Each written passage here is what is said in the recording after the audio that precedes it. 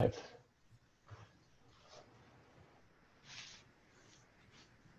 we ready to go? All right. Welcome everybody to the July 23rd, 2020 meeting of the BAR Small. My name is Jay Claypool. I'm going to chair tonight's meeting. With me is a full complement of board members, Bill Huey, Fillmore Wilson, Julia Martin, and Glenn Gardner. With us is also the city architect, Dennis Dowd, as well as Alex Howe. Before we get going with the meeting, I'd just like to take a minute. I think most everyone knows by now that Dennis is going to be retiring as city architect starting in August. And so this is his last BAR meeting. He just shared with us, this is the end of a 250 or 300 meeting line here. So quite a record. And so Dennis, I just wanted to personally say thank you. It's been a pleasure working with you for the last 2 or 3 years, however long I've been doing this. Yeah. And I've gotten to see firsthand all the hard work that I know you've put in over the last 10 years in preserving and sort of shaping the city as we know it today. So I personally thank you. And I know many of our board members feel the same way. So if any of y'all want to say anything, please, it would be a good time. Yeah, Dennis, I just wanted to tell you many thanks and enjoy your retirement, but being really kind of a board member and also being an architect and working with you all the different ways possible. You've been a consummate professional, very consistent, the kind of things professionally that as architects we're looking for. And as a board member, you've been incredible and, you know, an example of sort of a steadfast advocate for really proper practice and proper preservation. And you've done an amazing job and we're going to miss you. I agree with all of that. And I had a thought recently that in terms of preservation, I think that the base of the John C. Calhoun Monument should be preserved. And I was sort of thinking you'd look pretty good up there. Yeah. It'd be easy to take pot shots then, right?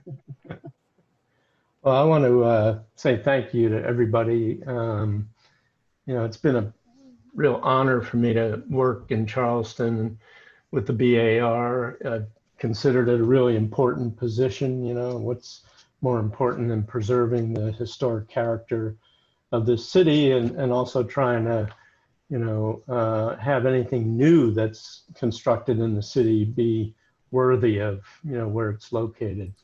It's been an honor working with the board and you know, the 2 mayors that I've served under. And it's been fun and it's been nice to have a hand in trying to, you know, shape the city a little bit over the 10 years that I've been here.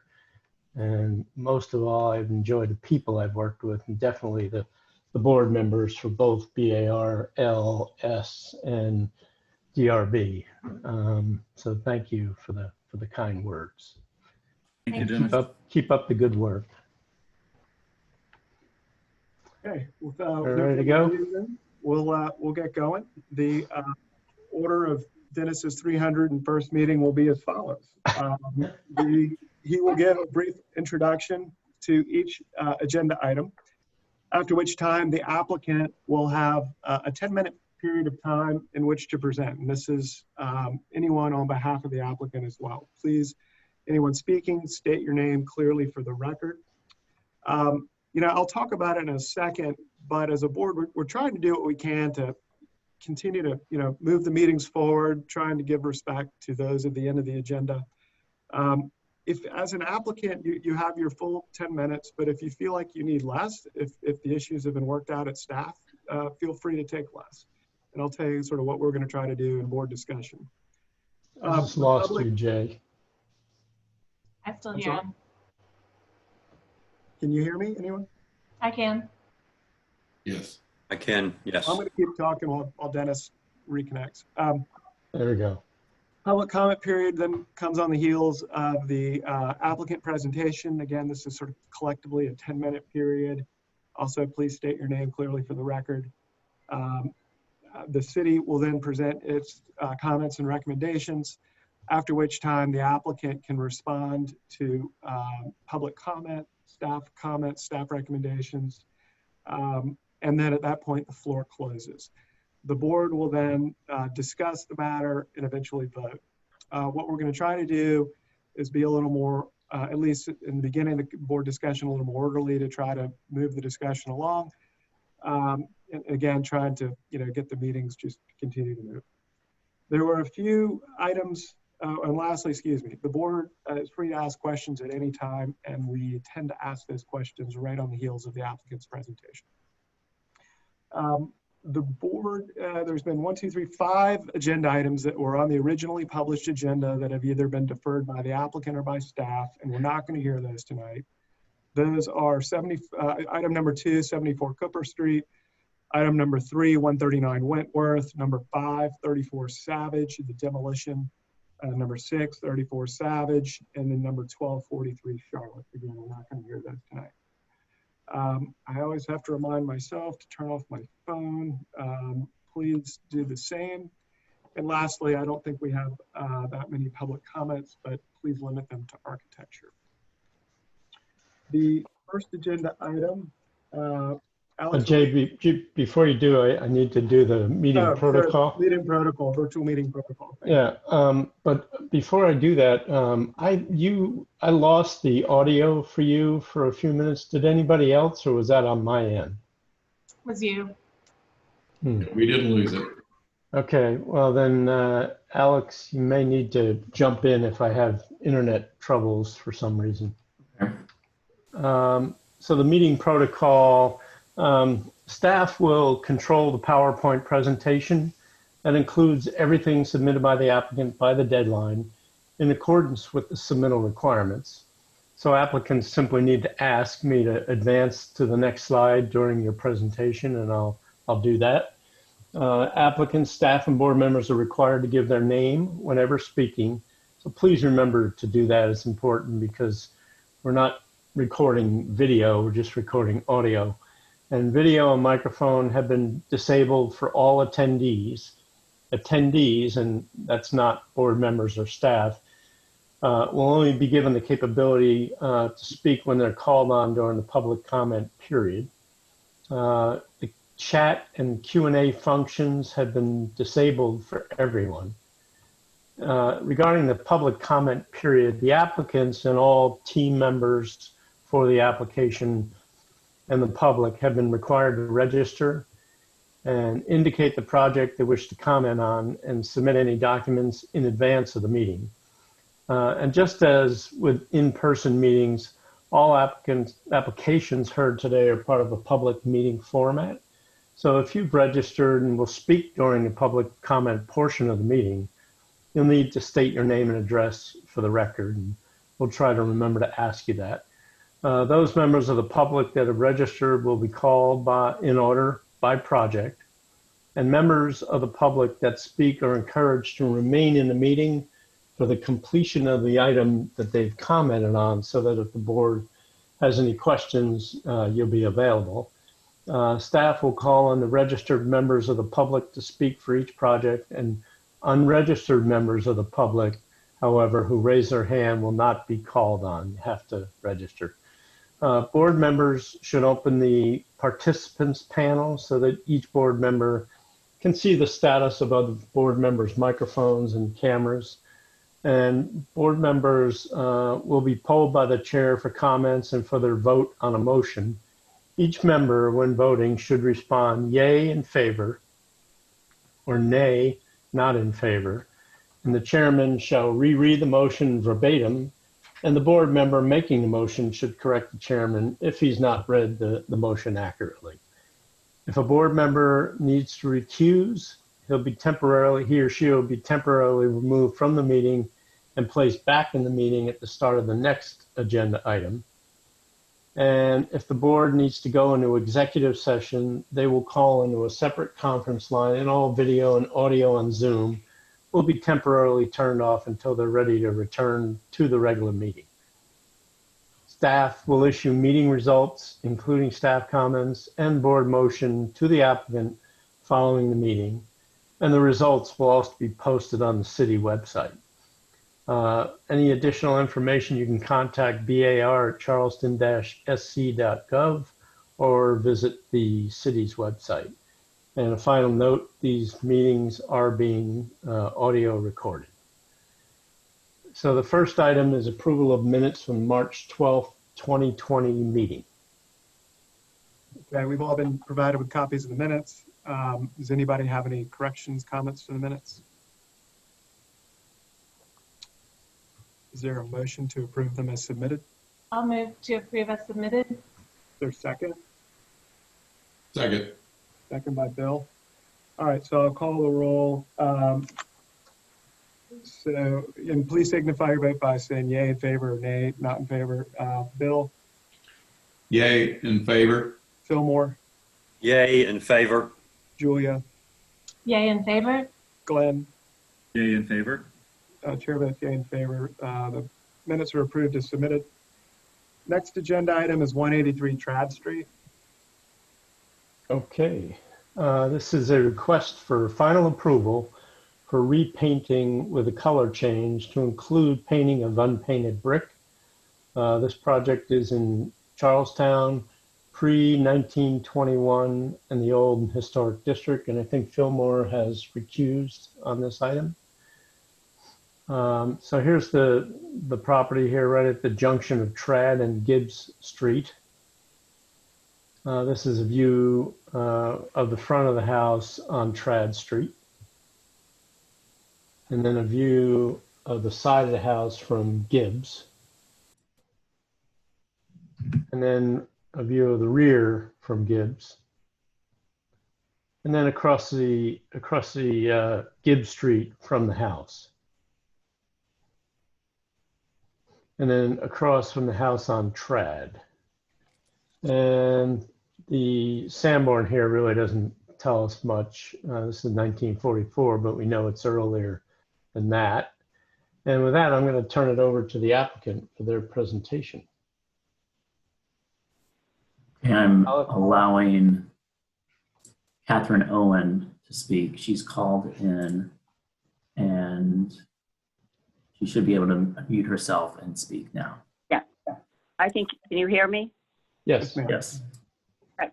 Hi, I'm Catherine Owen, and I'm the owner of 183 Trad Street, and I'm requesting your approval to paint the exterior brick on this house. In doing so, I'd like to point out a few things about 183 Trad that is unique. It's not a brick house. An exterior brick is what I would call a veneer, and it's incorporated into the house as part of a design element for this Tudor Revival style. Over the last decade in which my husband and I have owned this house, the house has required numerous structural repairs. A lot of it's because of flooding and being built on pluff mud. But notwithstanding considerable efforts to replace the brick and to match the brick and mortar, you can easily see the brick that has been repaired. And I don't know whether it's worth going through the picture since we already have. We could, does anybody, I don't know if anybody has any questions. If you have the pictures there, we could probably put up the picture of the view of 183 Trad Street looking south. That's the front of the house. I think you can, even when we took these pictures, by the way, it was for the original application which was to paint the entire house, including the brick. We didn't realize the brick would be an issue. So it's not, these pictures weren't taken specifically for the brick issue, but I think you can pretty clearly see what the issue is. You can see there's a repair under the center window. We did that this spring. You see there's some repair brick above the screen porch to the right.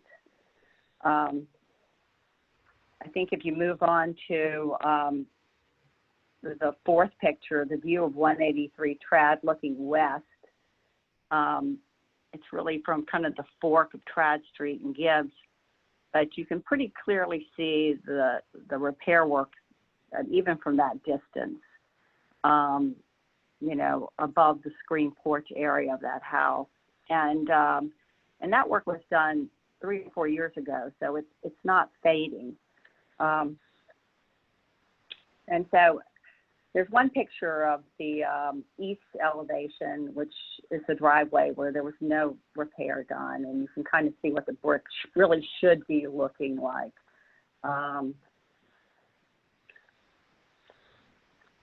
But any event, moving on, you know, like I said, this is an example of the Tudor Revival style architecture. The brick on the house is part of the design element. And notwithstanding a lot of effort in replacing the bricks and mortar, we've been unable to restore this brick to its former state. I think these pictures illustrate how obvious and distracting these numerous repairs are to the style and beauty of the house. And as a result, the brick in its current state, particularly on the front and the west side of the house, does not achieve its historic design objective. So while it may be impossible to restore the brick to its former design, I feel like painting the brick could achieve the continuity that the brick once had. In addition, painting the brick, you would preserve the textual quality of the brick as well as the brick itself. And thank you for listening, and that's pretty much what I have to say. Thank you. Thank you, Ms. Owen. Does anybody have any questions right now? This is Bill Huey. The mortar repairs, were they recent, or was that done a while back or before, you know, you took over the property? Or A few of them, but most of them have been in the last 10 years. Like I said, the ones that, like the repair directly under the front window, you can kind of see it. There's a white truck in the middle of the picture, right in front of it, but you can that repair was done this spring. But a lot of the repair over the screen porch area was done 3 or 4 years ago. So it's fairly recent. I'm sorry. Have these repairs been done by the same mason? Yes, they were all done by Metters, and there has been a lot of, I mean, like for the last repair under the front window, we had to replace the brick actually. And of course we couldn't match it. And so they ended up having to go, there's this pony wall that's kind of covered in the cement that runs along the side of the front steps. And they actually opened that up and found some of the original brick and used that. And then they've gone to great efforts to work on, you know, the mortar, but it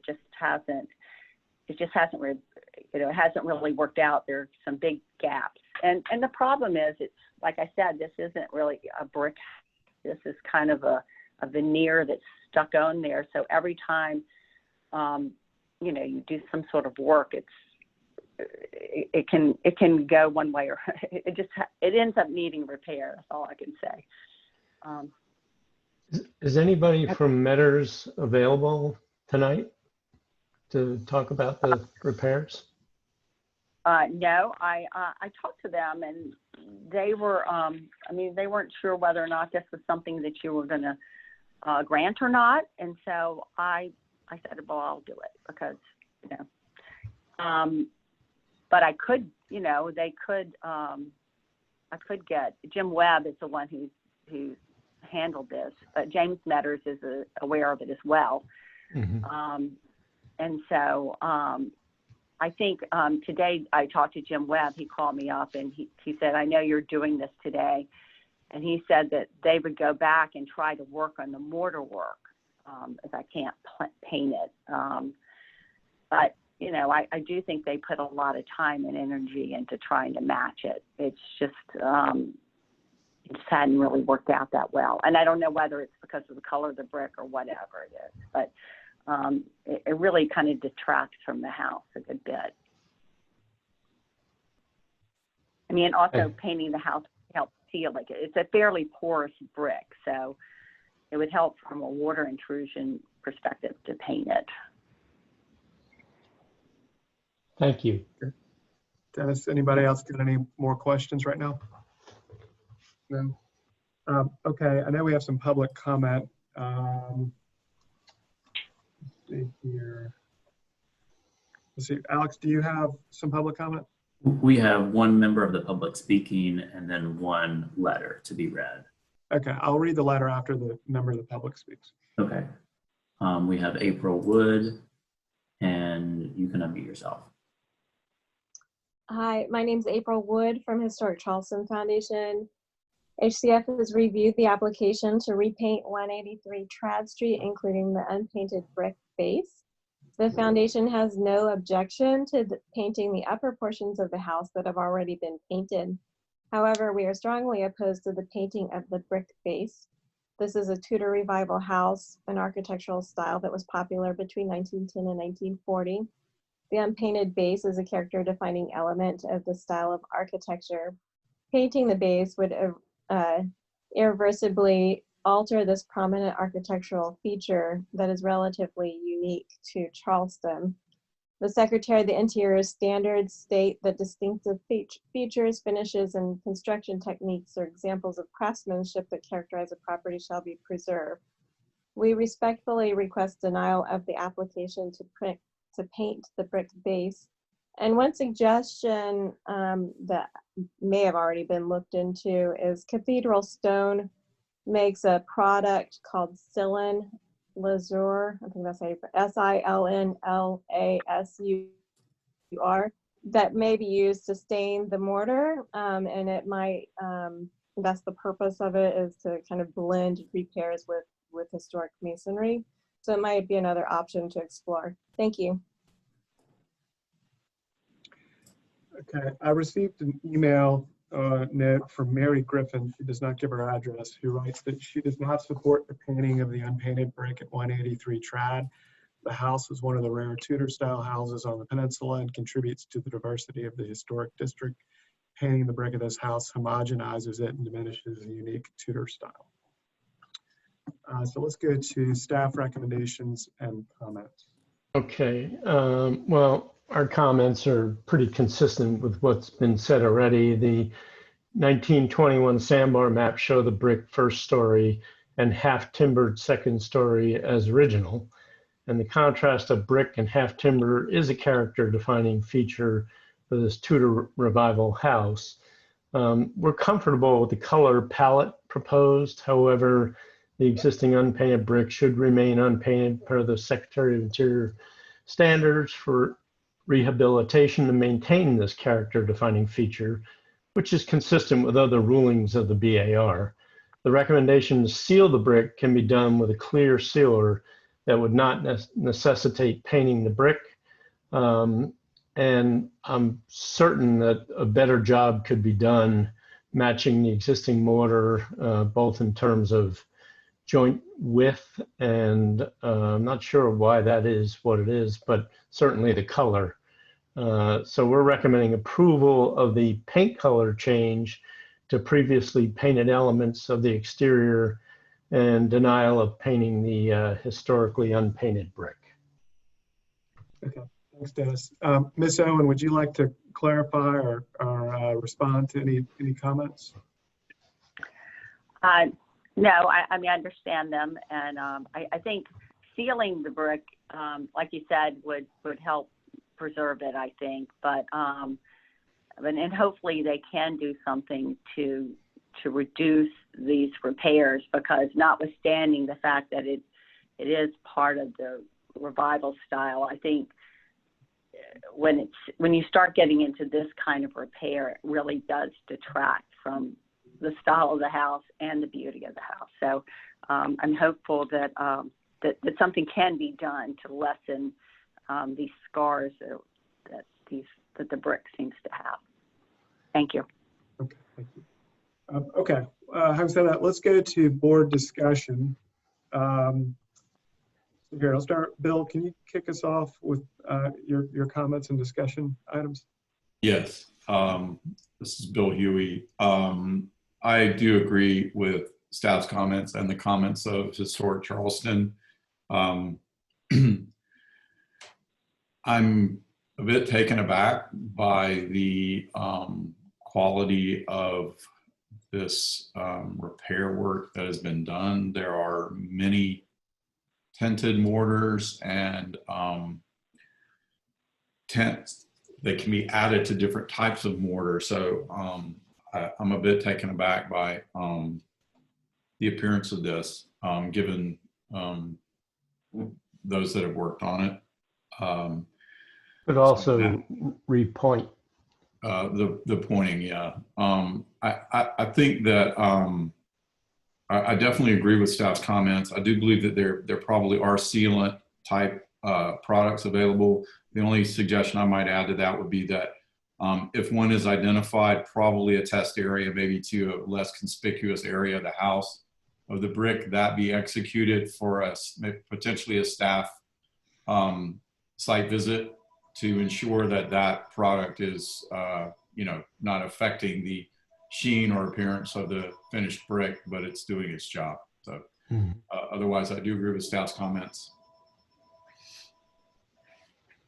I feel like Bill said everything, and staff.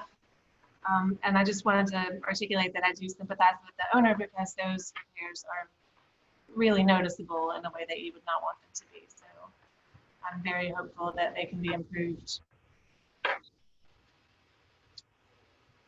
But I can go ahead and make a motion for the approval of the color change to previously painted elements of the exterior and denial of painting historically unpainted brick. Yeah, Julie's made a motion. Is there a second?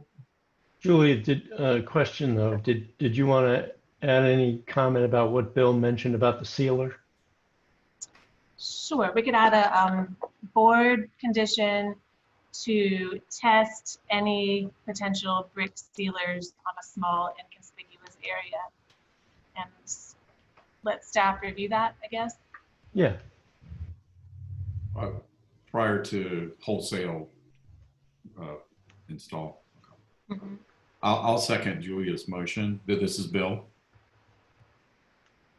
Okay, so Julie's made a motion for approval of the color change to previously painted elements of exterior, denial of painting historically unpainted brick with the board condition to test potential sealers on an inconspicuous area prior to wholesale installation. That was seconded by Bill. Did I get all that right? Yes. Yes. Yeah. Okay, I'll put that to a vote. Bill? Aye, in favor. Let's see here. Julia? I in favor. Glenn? In favor. Chair votes aye in favor. The motion passes unanimously. Okay, next agenda item is 95 Line Street. Okay, and this is a request for conceptual approval for restoration of the storefront and new fenestration along Cumming and Line Streets. It's category 4 building in Canterbury, Elliotboro, circa 1852 to 1872 in the Olden Historic District. So here we are at the corner of Cumming and Line, an old corner store residence above. This is looking at it from Cumming Street, looking northwest, and then looking north on Cumming, and looking south on Cumming with the building on the right, and then looking west on Line, and east on Line. And then our survey card that gives us some detailed information about the buildings, and the Sanborn maps that peg it to the 19th century. One thing of note is that the original kitchen house has been expanded, between 1902 and 44. And then an interesting document that was forwarded to us by Kevin Eberly, who did a sort of a historical background of the building. Some interesting information in there about the various owners. And with that, I'll turn it over to the applicant for their presentation. And we have 3 presenters for the applicant. Okay. I promoted Becky Finno, and I'll find the others.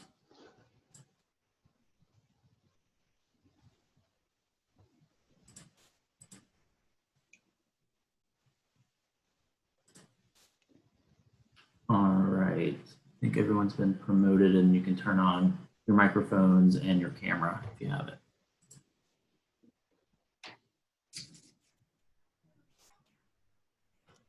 Thank you, Alex. This is Becky Fenno. I'm the architect on the project. I'm with my associate, Nicole Delaire, and the owner is also available, Barry Cohn. First, I just want to give a quick thank you to Dennis for the many years of partnership on just a lot of projects that we've done together. So 95 Line Street, we are really excited to be restoring a very neglected building on a very heavily traveled intersection in the city. If you go to maybe the third sheet, Alex, the Sanborn maps, you just saw these, but really the original building was an L at the corner with the corner store, and the small kitchen house was added in the back and then was expanded. Also, after 1951, as you'll see in the photos, there were many other additions done to the west side of both parts of the building, and the piazza was enclosed. So the building just has had many additions done to it. Again, these are the views on Cumming Street, the Cumming Street elevation, and the corner store that you just saw. If we go to the next one, this is the Line Street elevation. And then this is at the bottom left, that's the west elevation looking across the open field where the tenements used to be located at 97 Line Street. These photos are taken primarily from the property itself, but they illustrate the additions that were done on the west side of the kitchen house there at the rear.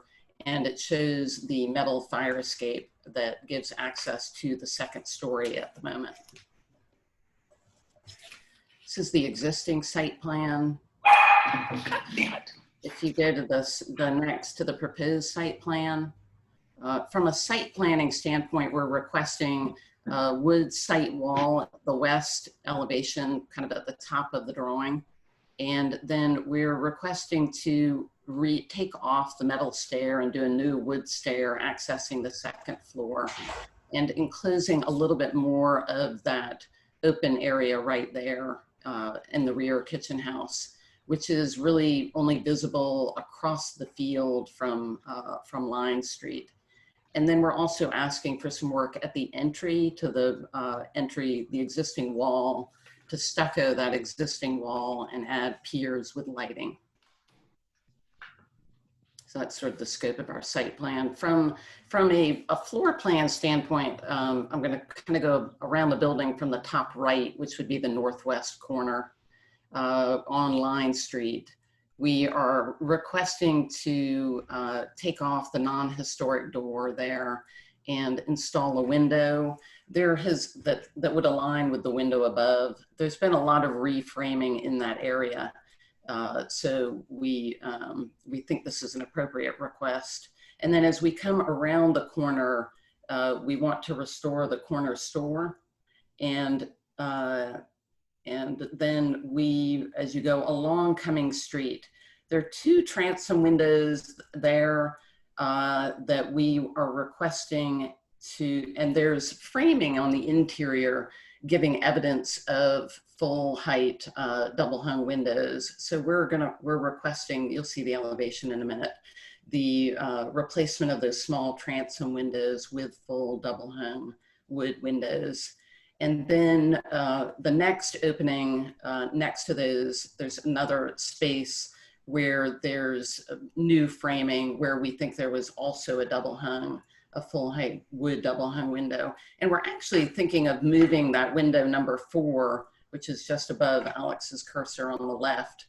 We're thinking about moving that window number 4 that's not visible to the street when we do this work. And then as we move to the very back of the kitchen house along Cumming Street, we're proposing to remove a Victor-built window that's right there and move the historic window that's at the very end into that position. We'll look at that on the elevation.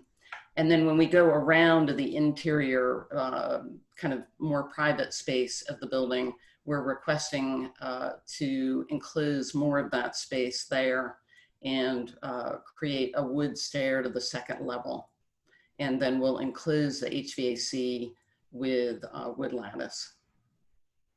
When we go to the next level, we're really, the only work we're actually doing is in the area of the stair. So there's the wood stair accessing the outside to the second floor. And then we're doing 2 wood double hung windows there that you'll see on the elevation that are really minimally visible. So if we go to the elevations, this is much clearer, I think. If we start at the far right with the restoration of the corner store, and we have some precedents in our submittal for kind of the paneled base, and then the wood windows and transom windows above, and the restoration of the cast iron column at the corner. And then as we move to the left, this is where we're proposing to replace those 2 transom windows with wood double hung windows that match the other windows on the first floor. And there's evidence of those framed openings on the interior. And then to the left of that is we're proposing that window there, and there's also evidence of framing for that window. We're leaving the door of the hyphen as it is. And then when we move to the left to the end of the kitchen house, this is where we're proposing up above, that's a new Victor built window in that position. And then the window to the far left, number 5, is an old window that we want to move to the right into that position. If we go to the next, so these are the perspectives of the existing and proposed of the corner store and those restored windows at the first floor along Cumming Street. And then we're proposing to add shutters to both levels, again, just to kind of fully restore and give the building just a really beautiful presence on that corner.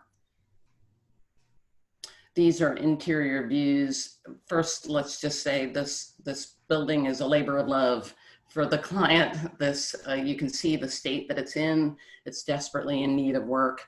Those are the framed openings that we found evidence of the double hung, the areas for those double hung windows. And then in the bottom center is a window that's on that south elevation that can't be seen. And we'd like to actually reuse that window along the street. And then the bottom right is the window on the left will move to the position on the right to get rid of the non-historic window in that location. This is the Line Street elevation, and there's the restoration of the corner store. And then we are proposing to replace the door at the far right with a window. There's not a perfect evidence of a window in that location. There's been a lot of reframing in that area over time. So we think it's an appropriate request and really kind of restores a balance to that elevation. These are our precedents for the corner store, just studying different locations and just the nature of the paneling and the window configuration that would be appropriate to this location. This is the west elevation that's really seen obliquely across the field at 97 Line Street, working from left to right. We're just asking, we'll probably just replace that little window at the front, actually on the far left. That one probably just with a better wood window with muntins. The window, when we go to that 1-story addition there, we are asking for a larger window in that location where there is a framed opening showing evidence of that. And also that roof, we'll see a photo in a minute, that roof needs the 5V crimp, that really needs to be replaced. So that's in very poor condition. Though we will be leaving the turn metal roof, the main building roof will be leaving in place. And then when you go to the right, you can see the new wood stair coming down. And then there's the replacement of a second floor window with a double hung window to match the window next to it. That's currently a metal window that's a 2/2 horizontal. And then we are asking for a little bit more of an enclosure on that first floor of the rear building. These are some photos of that west elevation. On the bottom, you can really see the condition of the roof that needs to be replaced. And that's the one-story addition that was done along the extent of the building. And at the top right is really the evidence. You can see the old framed opening for a full double hung window there. These are other views of the rear of the addition and the area where there's a lot of equipment right now, the water heaters and condensers, where we're requesting additional enclosed space. This is the south elevation, which we're pretty much leaving. We're simply going to add shutters to the windows. We'll kind of leave that asymmetry, and we'll add a little bit of trim over that column just to kind of clean up that opening a little bit. And these are perspectives showing that kind of what's visible as you come up Cumming Street, and the existing on the left, and then our proposal on the far right.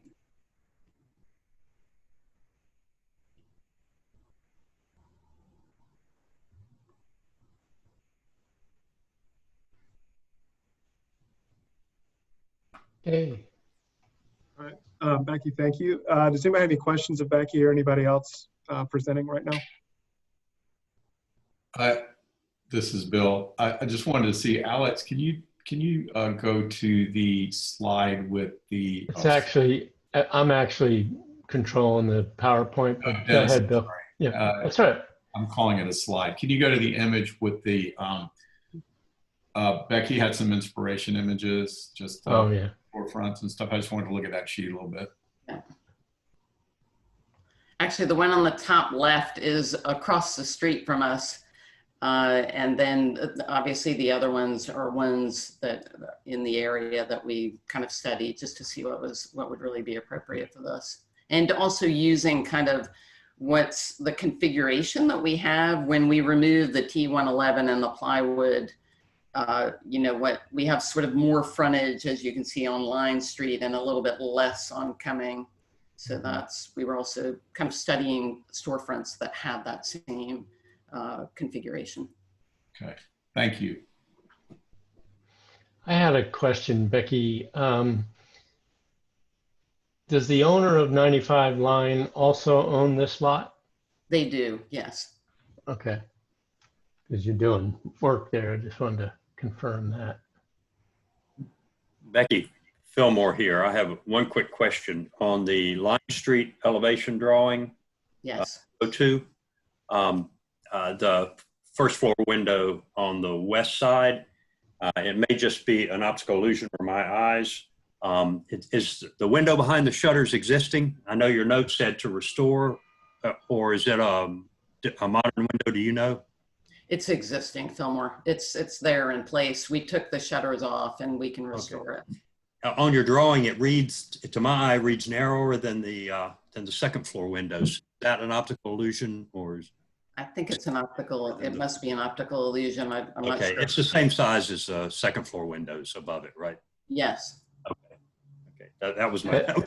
I think the closed shutters are making it feel that way. Yeah, I tried to hold a straight edge up to the screen and see, but I really couldn't get a view of it. It just to my eye, it looked narrow. And I was just curious if there were a newer, more modern window, and then maybe that opening had been closed in. Well, go ahead and hold that straight edge now. Go ahead. Go ahead.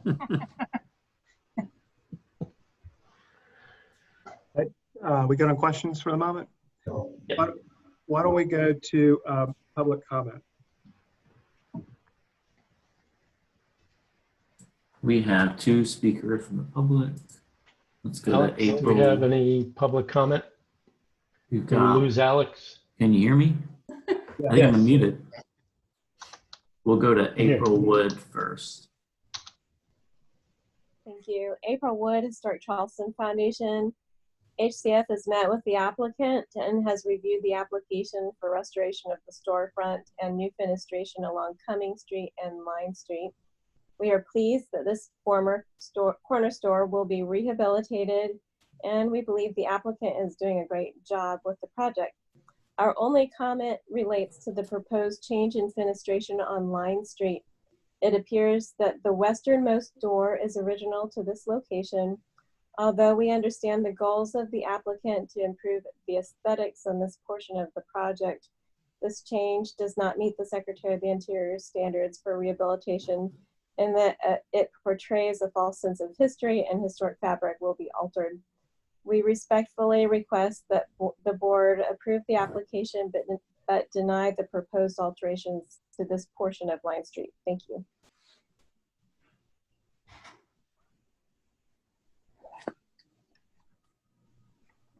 Can y'all hear me? I think my Yes. screen froze. We can hear you. It's not letting me do anything. Okay. Dennis, you can go in the next public speaker as Anna Catherine Carroll, and you would be able to speak in the, if you open the participants, go to attendees. Yeah. Okay. I might need to switch computers, which is what I had to do yesterday. Let me see where it is. Fine. Anna. I don't see her. Oh, wait a minute. I do. Okay. Anna, Catherine, you should be able to speak at this point. You're welcome.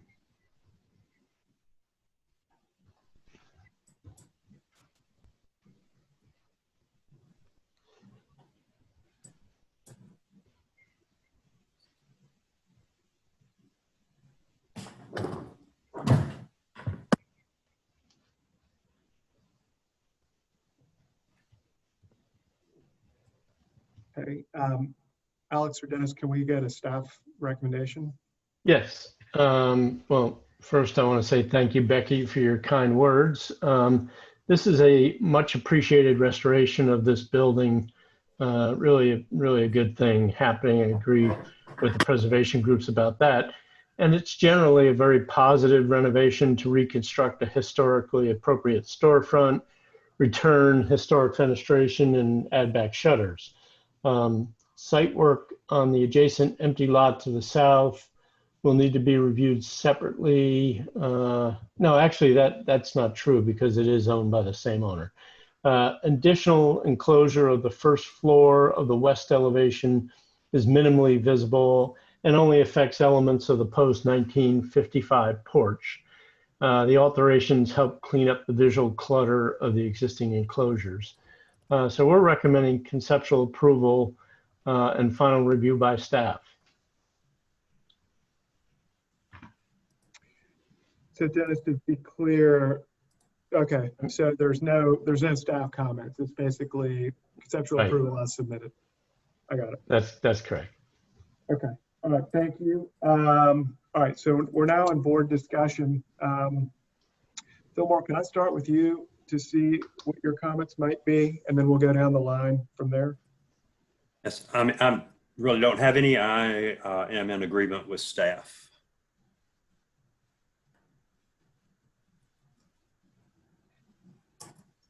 Anybody have any comments that they'd like to offer? I agree with staff as well. I think they've clearly thought this through very well, and it at a conceptual level, I think is a very positive project. This is Julia, and I agree with both of you and with staff. My only additional thought would be that I would like to see this back again. I think there's a lot of detailing that will need to happen and a lot of interesting conditions. So I would be in favor of bringing it back to the board, even though it is a great conceptual submittal. Okay. See the design refined. Okay. Does anybody have any thoughts on that concept of just seeing it again? I'll put a motion on the table. Okay. It's Glenn Gardner. I'll make a motion for conceptual approval with final review to be back before the board. Okay. So Glenn's made a motion for conceptual approval is submitted, final review by the board. Is there a second? second that. Second by Julia. I'll put that up for a vote.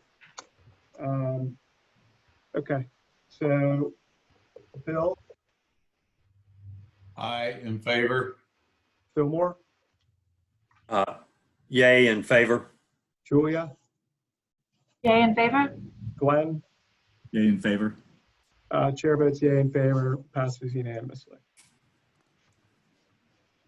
Okay, next agenda item 11 on St. Philip. Okay, this is a request for conceptual approval for new construction of an office building utilizing existing remnant walls of the previous structure. This building is not rated in Charleston Village, circa 1915 in the old and historic district.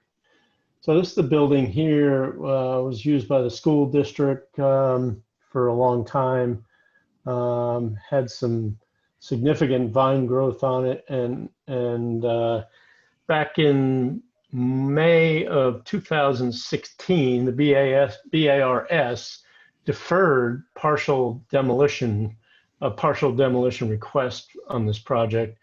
But then in March of 2017, portions of the roof and south wall actually collapsed. And then in March of that same year, same month, BAR staff approved a stabilization plan of the partially collapsed structure. And then a month later in April, we approved a partial demolition of the collapsed portions and stabilization of intact walls. And then on December 22nd, 2019, just last year, we approved partial demolition of the west and north walls and stabilization of remaining portions of the southeast and north walls, and restoration of the south section of the south wall to its full height. And you'll see that as we look at the project here. So this is what remains of the building, and this wall here is what I mentioned was one of the conditions of approval, was to restore that to its full height. This is a view looking south on St. Philip. So the building is over in this area here. And then looking north on St. Philip, it's out of the picture here. Sandbar maps peg this at between 1902 and 28. We know it's actually 1912. And with that, I'm going to turn it over to Mr. Bello for his presentation. Alex, if you could allow Eddie to speak, unless you need me to. Okay. I'm working again, I think. Okay. I'll let you know if something happens, but I believe he's been promoted and can unmute himself and turn on the camera. All right, can y'all hear me? Yes. Yes. All right, can you see me? I can't see myself, but all right, well, this is Eddie Bello with Bello Garris Architects, and I wanted to say a couple of quick things just to echo the board about, I was going to say I'm glad that I'm here for Dennis's last BAR meeting, but that doesn't sound very good, so I didn't want it to sound like that. But Dennis, it's a thankless job, and just want to say thank you for the hard work and dedication and your consistent persistence of excellence. So we're going to miss you, and I'll see you down at Moe's to trade some more stories soon. Okay. All right. So again, I'm Eddie Bello with Bello Garris Architects. Also on the line is Colin Colbert, who is our client and the owner. And I think Audrey Randall with my office is on the line as well. And Colin may have to answer some questions, but hopefully not. All right, so Alex, are you? Eddie, Yeah. Alex, have they been allowed to speak? Just No. Colin, I think, would be the only one. Do we Okay. know? I But- don't see him here. Do you know if he called in? He may not have. I just told him the meeting. It's okay. Don't. Sure. Hopefully, you won't have any questions that I can't answer. Okay, and so Alex, are you controlling this? Sorry. I am, Eddie. Okay. All right, Dennis. Okay. Well, as Dennis said, this is a little bit of an unusual project. We have this remnant. We're calling it a ruin in our office of the historic building. Actually from the sort of the, we were not involved at all in any of the demolition or any of that. We just sort of picked up more recently with this remnant on the site and how to work with it for our project, which is a new office building. Next slide. I think I personally was right away very interested in keeping as much of this as we could, even before I found out that Dennis, that was some of the conditions of the board. It's just it's an interesting, elegant little piece of architecture. It's part of Charleston. So the goal was always to figure out a way to celebrate that piece of history. Next slide. I think everyone's pretty familiar with the context. It's next to Meminger. Our site is a very narrow, 20-foot wide site. I'll show you the site plan in a minute. We are directly adjacent to a very large parking lot for Meminger. To the north there, to the right, is a one-story building. Looks like, I'm guessing 1915, somewhere in there as well. And then across the street, of course, there's a giant parking garage that goes to the entire city block. Next slide. This aerial shows, again, that giant parking garage. It shows the previous building that was there. And I think one of the takeaways, y'all all know, but this part of Charleston is fairly diverse in its architecture. You've got a few historic houses right there at the corner of Wentworth and St. Philip, but we've got Meminger to the south. We've got this pretty bad 70s garage across the street. There's the Restoration, the Jewish Studies Center over there to the left. And then, anyway, point being, there's not a real overwhelming architectural style in this one part of the city, not like it, say, South of Broad might be. Next slide. Okay, again, I think everybody's fairly familiar. If you haven't been out there, people kind of know this site.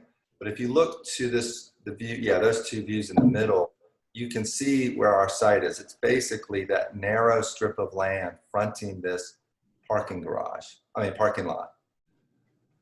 A bit of a challenge. Next slide, Dennis. I don't think we need to go through this, but look at, it is pretty interesting that these are these sort of time capsule of Google. The top couple that you can really see what the building looked like. It was a really interesting building. It's very asymmetrical. It's kind of a Mission. Word hodgepodge. It's kind of mission style, but it's just very different. You've got arches and you've got squares and you've got 3 windows in one spot. Anyway, just interesting. And of course, down at the bottom, that's what we have now. All right, so here's the existing site plan. And again, our site is 20 feet wide. We do have an easement to the south, which allows us to have windows on that southern facade, but we can't have any windows if we build to 20 feet to the property line on the north or to the west. And what we're showing here, and I'll show it a little better in the elevations, but at the existing historic wall, we're asking for an opening, in the center of the wall, right? No, on the east wall, We're also showing that low coping wall, which I do not think is historic, to be removed. And you'll see some of that in a few minutes. Next slide, Dennis. Again, here's existing and what we're proposing, and I'll show it a little better in another view. All right, so here's the proposed floor plan. So first off, with the historic component, our plan is to basically leave it as is. Now, we want to shore it up with an interior structural frame that would be inboard that you'd see. And we'd want to repoint the brick, whatever we need to do to stabilize it so that it doesn't go, so that it doesn't deteriorate. I think at the top of the wall, we'd want to probably have like a stucco or a concrete wash or something.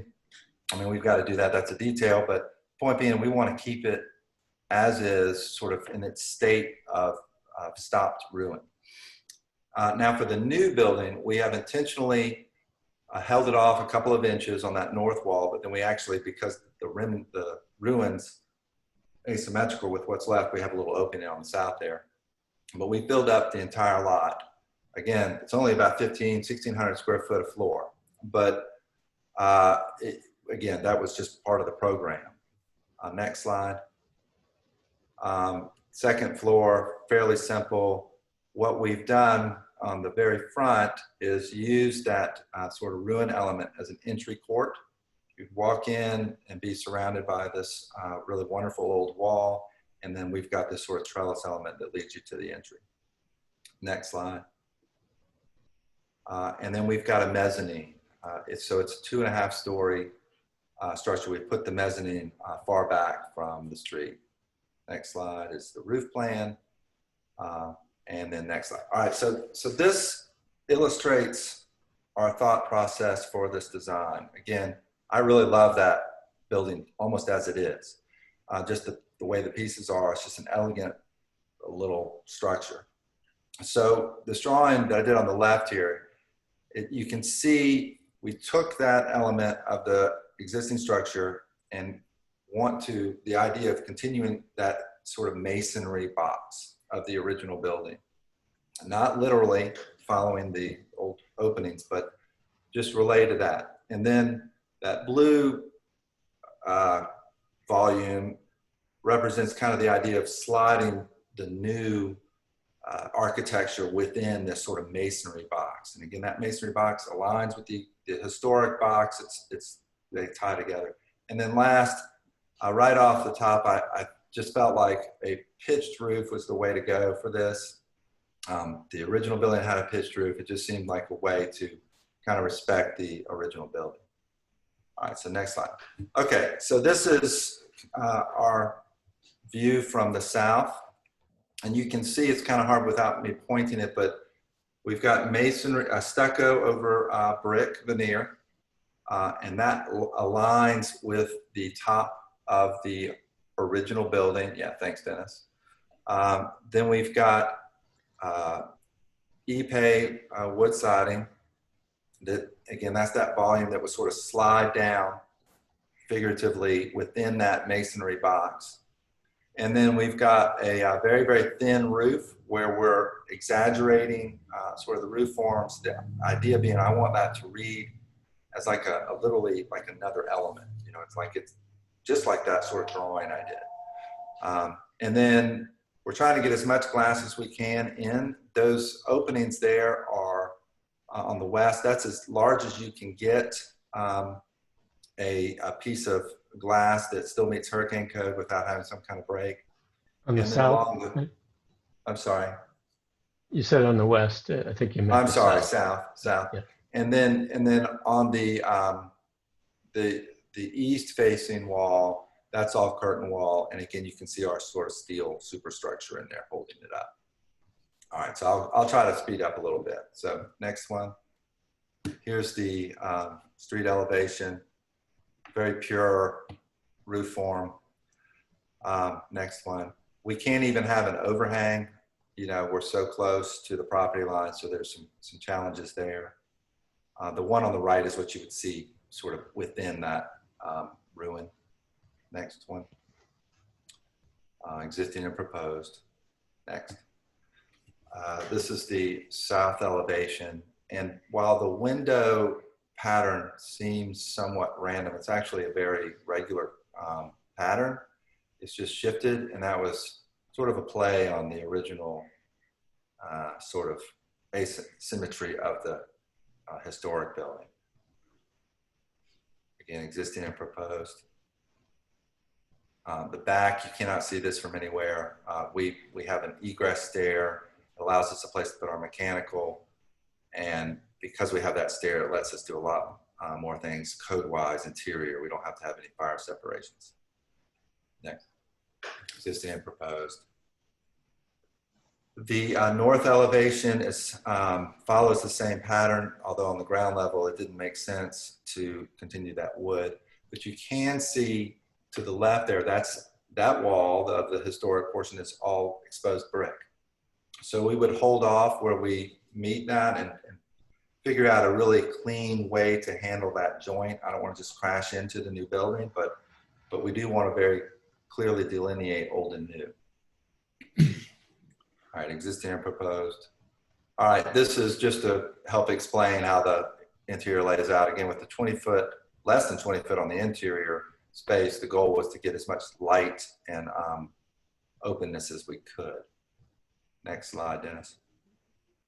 Again, here's just more of a pure elevation. Very simple. Here's from the north, kind of showing that brick wall. You can see the opening we're asking for. Again, the reason for that opening is so that you can walk from the street into the courtyard and then into the building without having to go into a parking lot. Next slide, Dennis. This is just a view showing how that interior garden might work, and you can see our people sitting there are at least 6 feet apart. They do not have masks on because we did this before. Those were mandatory, but you get the idea. And then these two images just show our idea for how that sort of trellis element might work. So that's it. We think it's very simple, respects the historic building, and we're real excited about it. So I guess we're ready for questions. Thanks, Eddie. Board, any questions right now? Yeah, this is Bill. Eddie, the ePay siding, is that installed as a rain screen? Yeah, it will be. It'll be held off. Okay. And that is viable for that 0 lot line condition?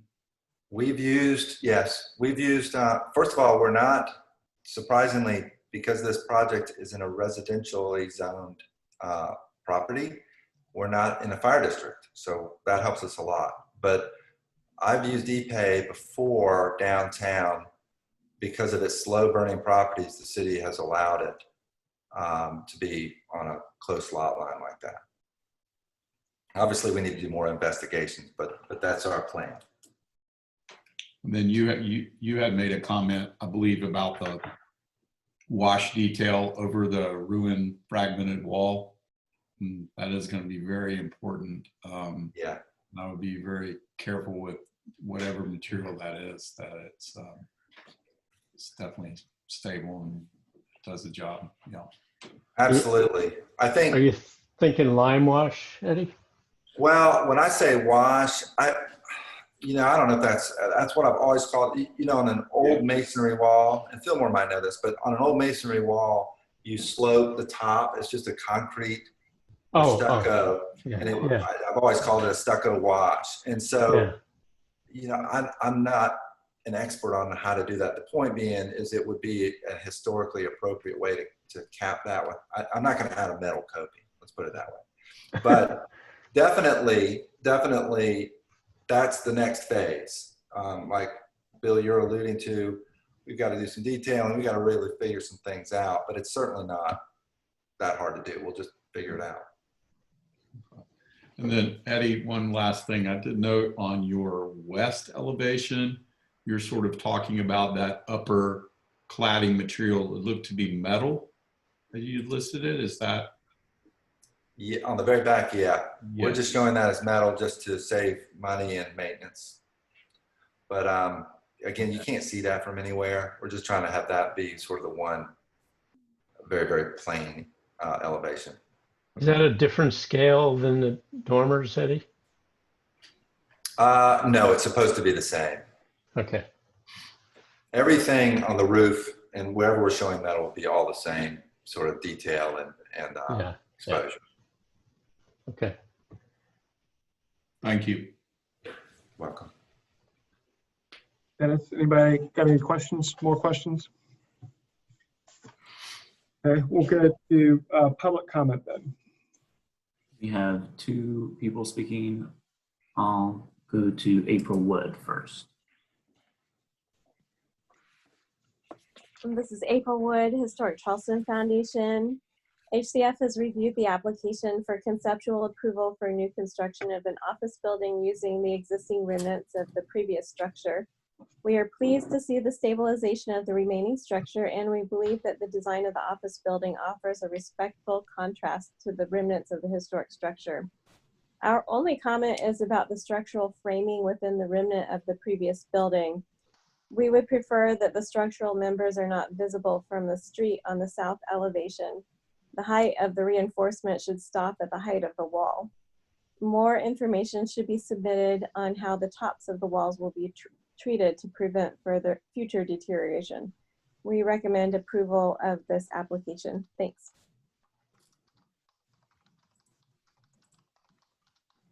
And we have Anna Catherine Carroll. Anna Catherine Carroll with the Preservation Society of Charleston. We really appreciate the applicant reaching out to us on this proposal early on in the process. And like HCF, we support the approach of retaining the remaining structure in its ruinous state to help the story of the evolution of the site be told. And we feel that the design is successful overall. However, we do have a couple of minor points that we'd like to address. First, we are concerned by the proposal to modify the central ground floor window on the front facade into a door. There is so little historic fabric remaining that we feel it's important to preserve it in its current state to the greatest extent possible. So we would ask for further study of alternate entry options on the side of the building. We would also ask that the historic ironwork that existed on the front masonry wall be reintroduced through the redevelopment process, referencing photographic documentation prior to its removal. And with regard to new materials, we feel it will be important to ensure that the roof material that's chosen has a matte rather than a shiny finish. But otherwise, we are supportive, and thank you. Okay, Alex or Dennis, how about staff recommendations? Okay. So, the applicant and owner have worked with the BAR staff since the last time the property was before the board in 2016 to review stabilization and partial demo of collapsed portions. And one of the conditions from that approval was to restore the south section of the wall to the full height. And I'm talking about, this thing right here, restoring this to its full height. We feel, this is appropriate to avoid the sort of quote ancient ruin look and to better stabilize the remaining structure.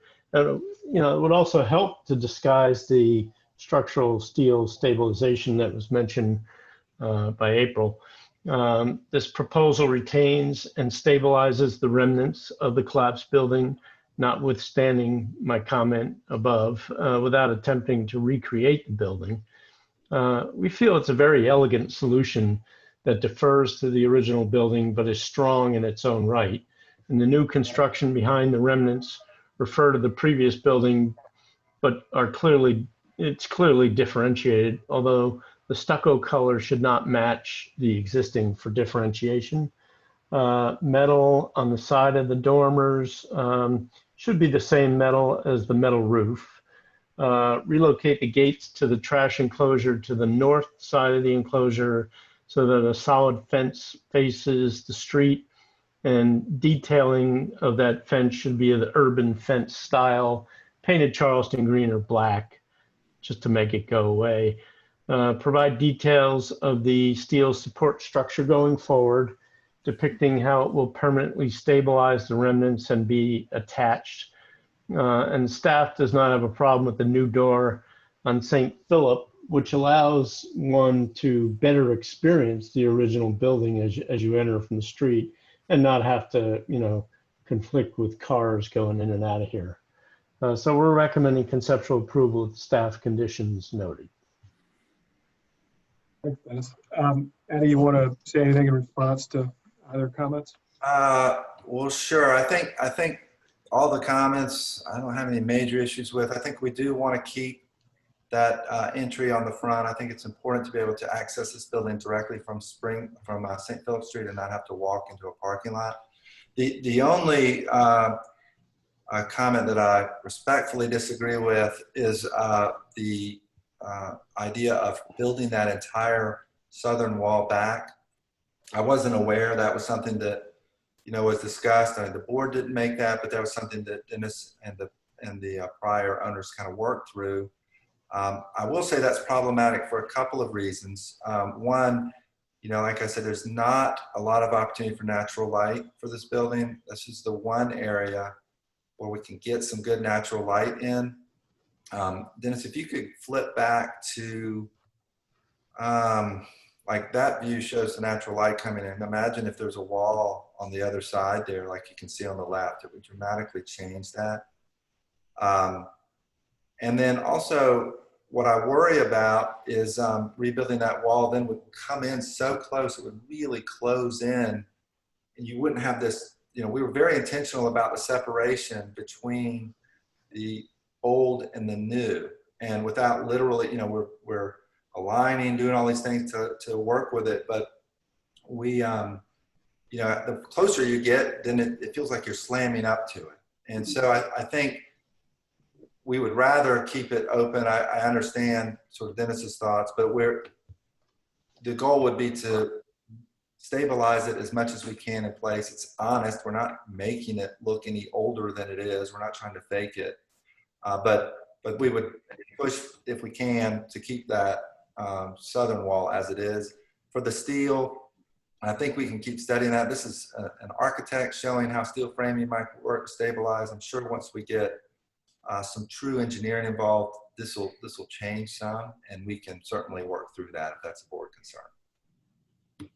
Thank you. That was my response. Okay. So board discussion. If we could start with you to get us going. Sure. Generally, I will say that, this proposal is in the realm of what I think we all probably imagined when we denied demolition of the remnants of that former building. And I mean, I think it's clear that those remnants really contribute a lot to the new design, with all due respect, because the new design is very nice, but it just wouldn't be as cool without those quote unquote ancient elements. Personally, I think that the opening at St. Philip Street makes sense. And I would tend to agree that reconstructing that south wall is not necessary, or would not even be positive in my estimation. And I think that's about all I've got. I do agree with, I think it was Preservation Society who requested a matte finish on the roof, but that's, down the line. Generally, I think this is very good.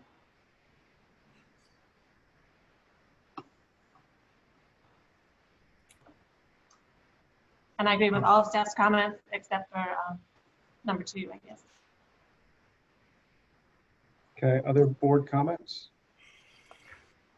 This is Bill. I do agree with that summation that Julia made. I think that although the entrance off of St. Philip Street is new, one thing it does is it actually does allow the old portion of the building to be an experience of entry and passing through. It basically, if it was left to ebb over to the side, it would almost be almost forgotten space, except for its use as a courtyard.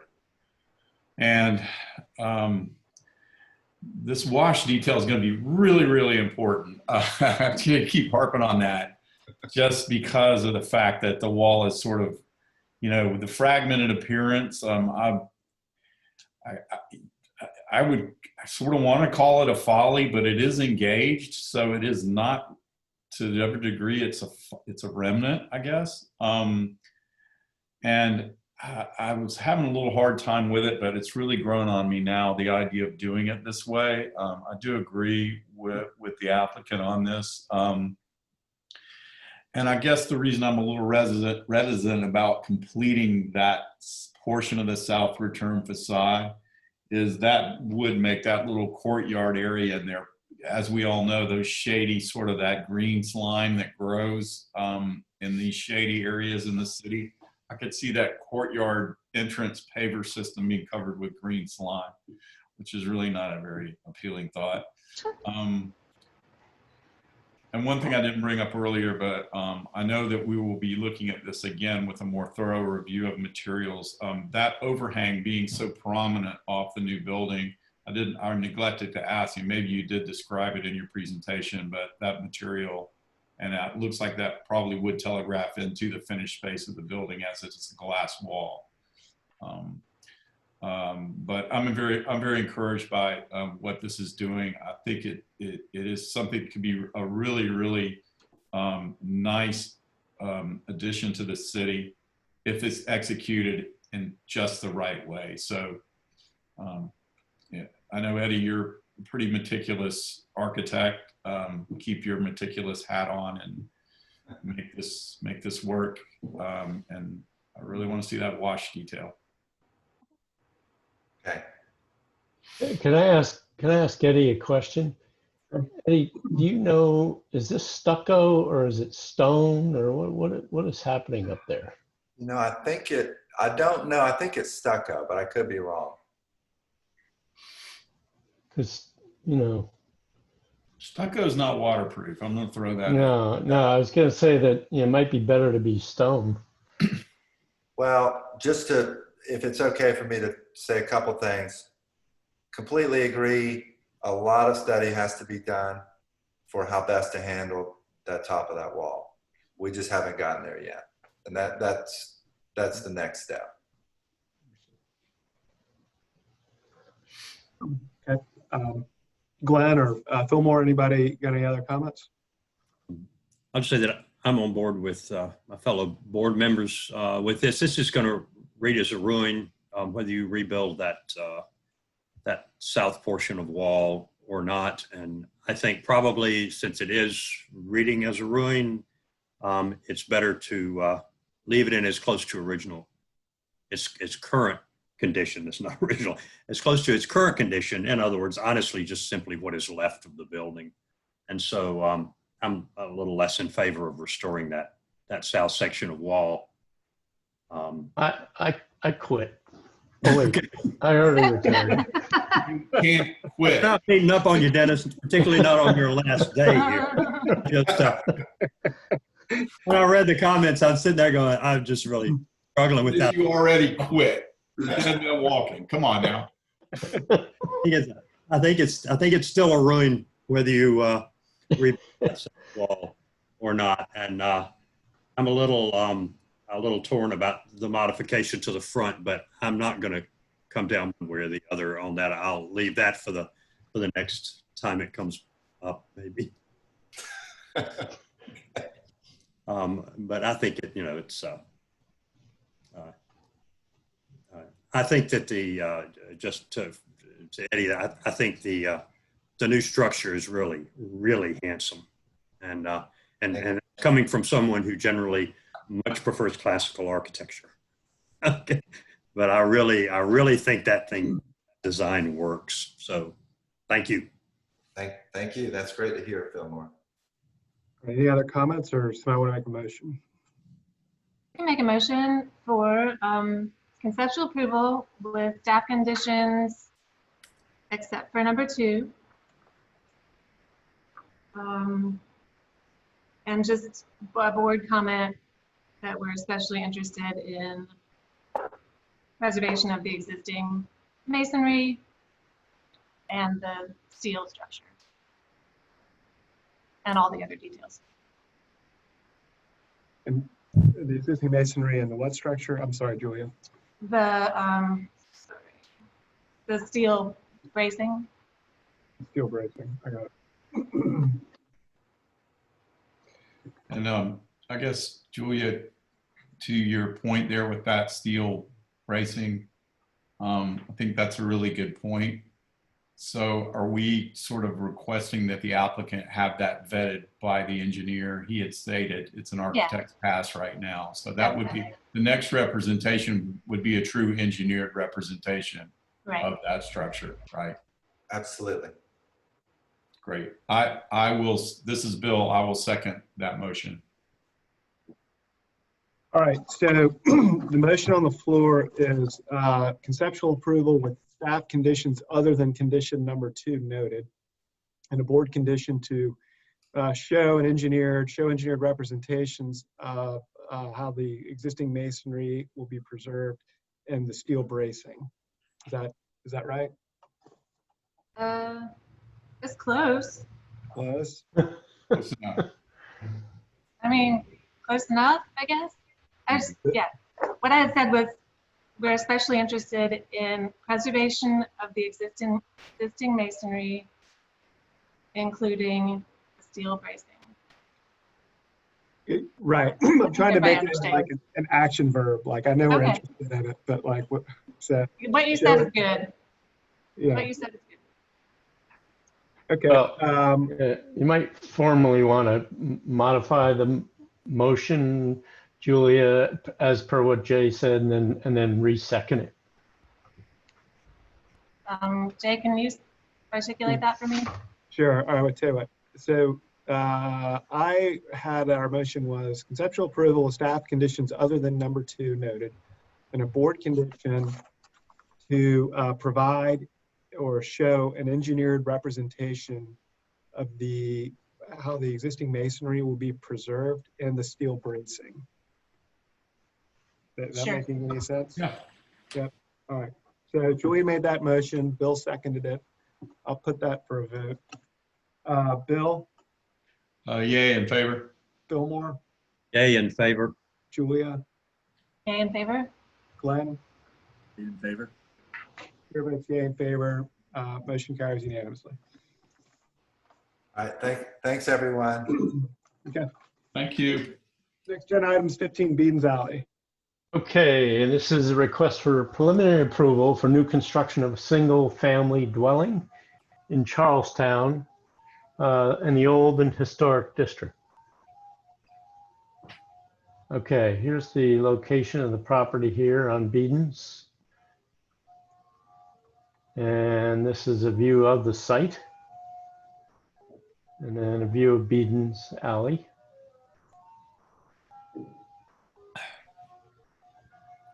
And the previous motion for this was conceptual approval with staff comments A, B, C, D, E, and H, and also conditions to refine all details, consider proportions, and clarify parapet height conditions, develop master balcony to be functional, restudy raised terrace, reduce paving area, and restudy front wall and gate.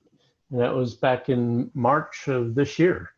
Board comments, one board member said, this is more appropriate than the first and all details to be carefully considered. HCF and Preservation Society have good suggestions for the historic context. Another board member said, detail refinement is necessary. New building has some leeway. Sympathetic details, agree with HCF and PS staff. And massing and orientation are all positives. In general, the appearance is fine. A third member said the preservation group's comments are pretty accurate. If joints can't go away, then the building ought to be all brick, and brick on the bay is a better route. Design opportunity with the balcony should be looked at and should have a planting bed along the wall at the north property line.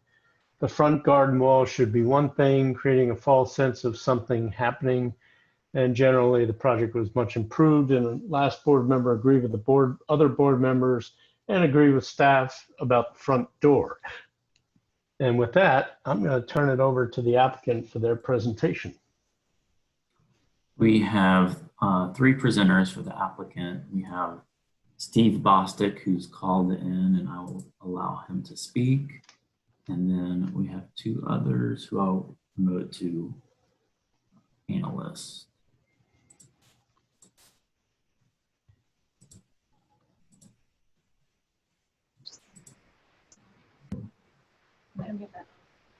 Okay, I think everyone has been either promoted or allowed to speak. And you can unmute yourselves and or turn on your cameras. Hey guys, this is Aaron Eid with Architecture Plus. Can you hear me? Yes. Yes. Okay. All right. Well, good afternoon, everybody. I appreciate you having us. My name is Aaron Ead with Architecture Plus. We're looking at 15 Beedens Alley. This is not our design work or our submittal. We are stepping in at this point for the clients Ray and Lois Kessler to take the ball on the design work from here forward.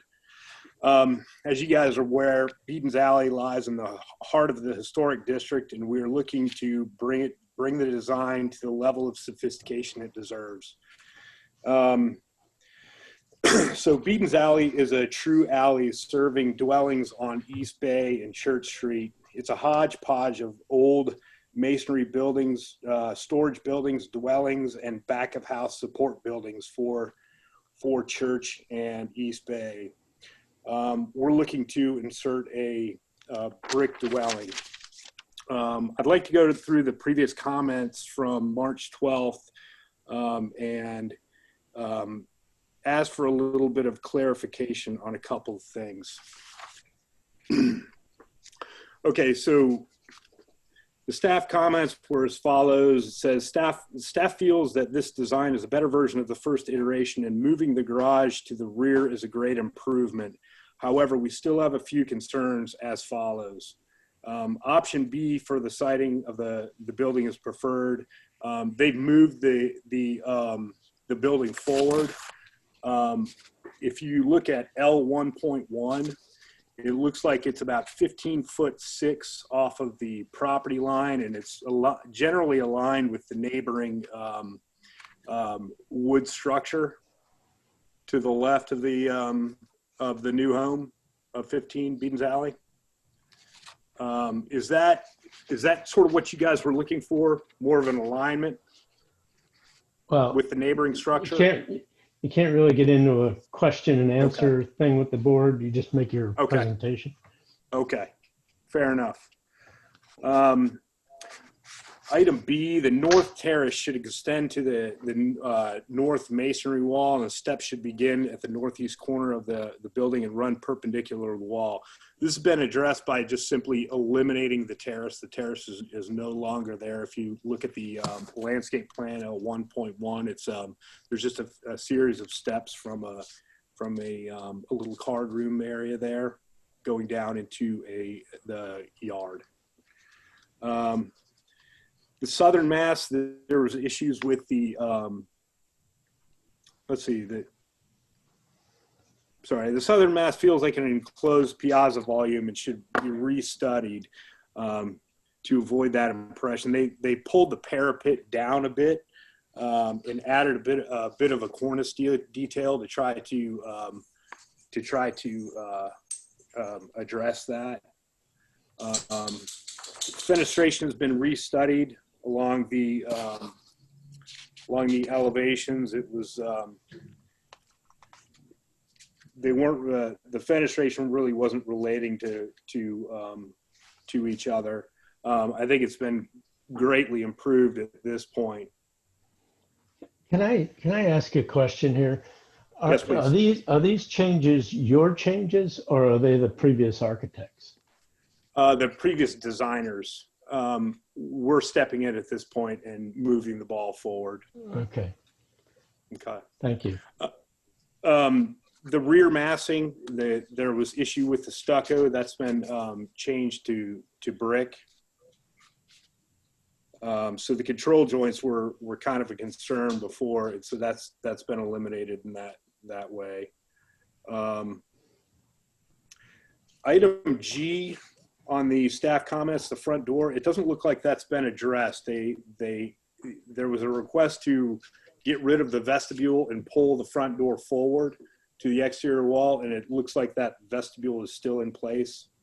And I think that's about where we're at. Hardscaping is a bit lighter than it was before. Do you want to add anything? Double track driveway. Driveway is double track. To your point of lighter. I think she can hear you. Oh, I think you got it.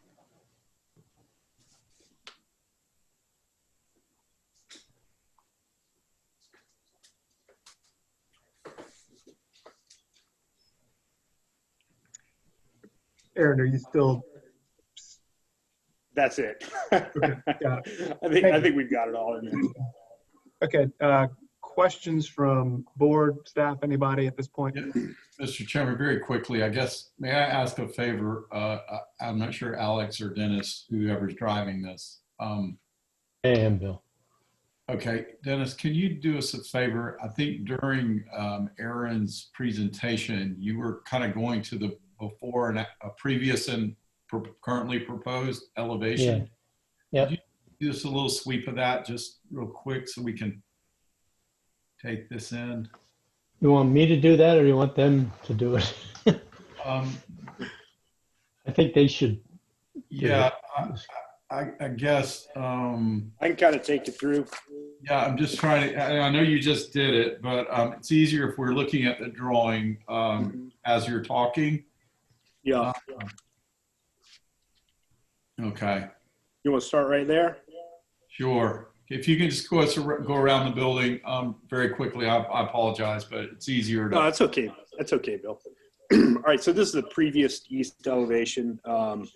There was some issue with the parapet height to the left. It looked like there was some issue with that looking as sort of a piazza. And then also you can see some of the stucco on that rear massing to the right. And then also you can see the terrace area as well. And they've got those steps there. The stucco and the terrace has been eliminated, and then the parapet has been brought down a little bit to try to address that sort of looking like a piazza, like an enclosed piazza, which of course would have been a wood structure, and this is brick. They've added that cornice detail as well across the top to kind of help eliminate that parapet and bring that massing down a little bit as well. Mm-hmm. If you want to go to 2.2, okay, you can see these the little Juliet porches have been eliminated. The French doors have been eliminated as well, and then also the stucco with the control joints has been changed as well. And then if you want to go to 2.3, stucco has been eliminated. Rear door has been moved.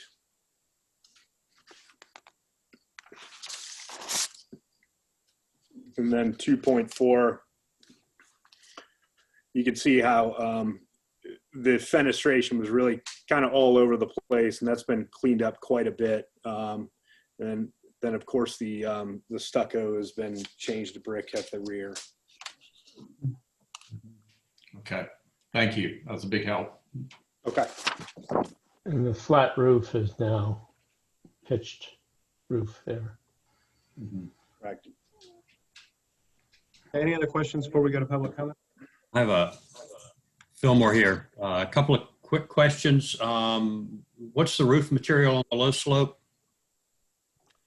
I believe we're going to do that as a standing seam.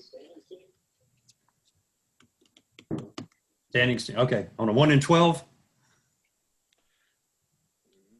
Might have to look at that. Yeah, even a 2 in 12 is tricky. You can do it. It's tricky. Yeah. Just a comment. And the construction of this is the building is the framing is a steel frame. Yeah, it's that insul steel system. Is that correct? Correct. Yeah, it's the eco shell. Yeah, yes. Veneer. And the brick veneer. What's the on that system? What's the barrier between the brick and the insul steel system? I'm not sure. Kevin, you know? It'll be a typical water. inch and a half airspace. It's just a typical 1.5 inch airspace with the air barrier. Okay, so there is an airspace. It's a little hard to tell from the section drawings. Correct. Actually, Correct. It wasn't called out, so there's actually a space in there. And so there is, Yeah, so it's got probably a fluid applied or something behind it.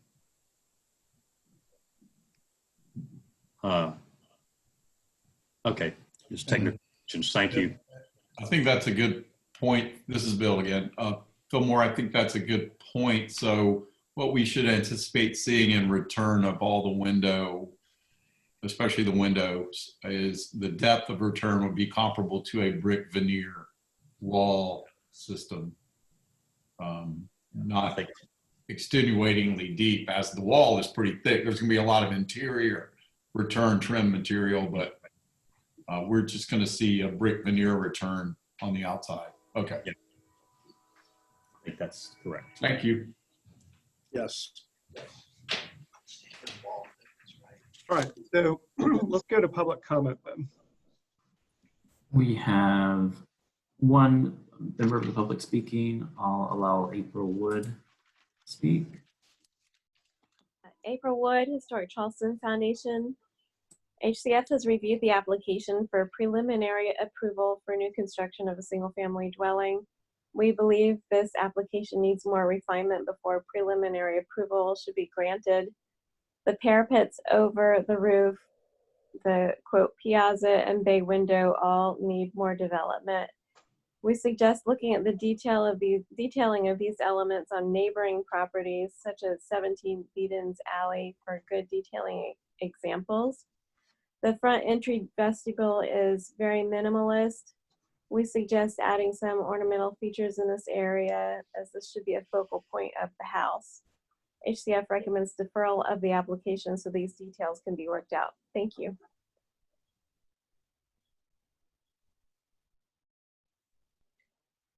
Is there anybody else, Alex? That's all the public comment. Okay. Alex, that's all public comment. There's no Preservation Society comment? No. Okay. Okay, how about staff recommendation? Okay, let me get to that.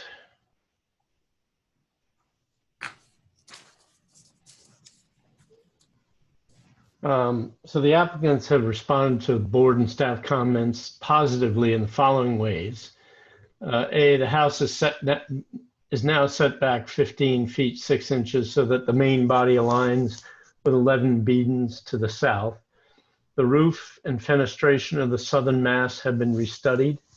The entry has been simplified and windows and doors unified. Stucco on the northwest mass has been substituted for brick. The balconies and raised terrace have been eliminated. Paving has been reduced and the front wall and gate have been restudied. The piers and fence, however, should be shorter. That really belongs under areas to further study further. Areas to study further include vinyl windows are not approved in the historic district. Provide aluminum clad or wood windows. Eliminate the one-story mass at the card nook or restudy to incorporate this room into one of the two main masses. This will necessitate adding a window to the east elevation below the second story window. The stair could easily be flipped to allow the east window. A window should also be added at the north elevation under the second story window. Use of a brick knee wall under the proposed iron fence is positive. Provide details of the wall and fence for final review. Simplify the fence by eliminating the finials and the ironwork, and the piers and the fence should be shorter than shown. Parapet cap should be cast stone rather than wood with a metal cap. Add windows back on the first and second story of the west elevation, at the garage and the master bedroom. Eliminate the vestibule by moving the front doors to the face of the building.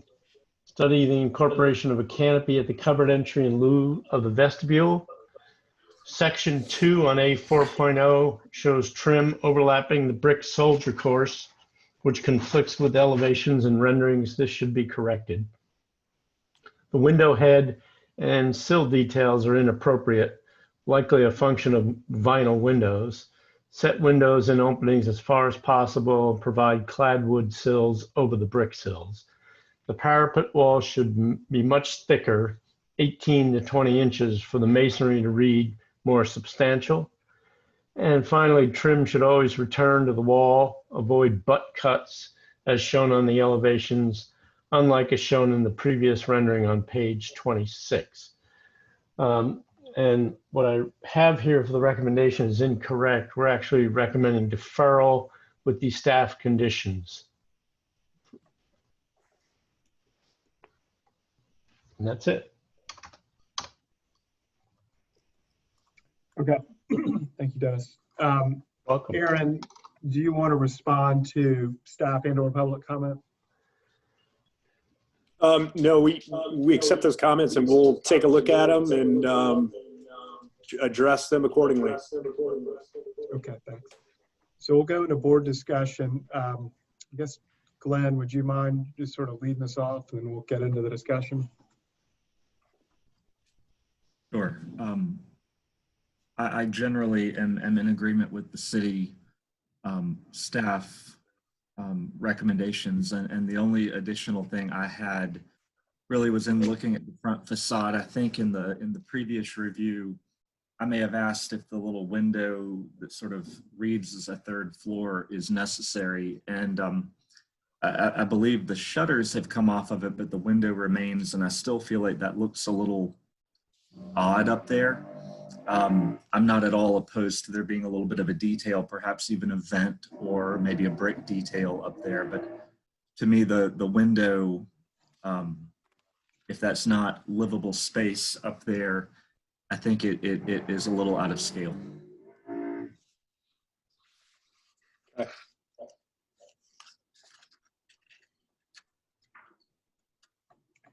Okay.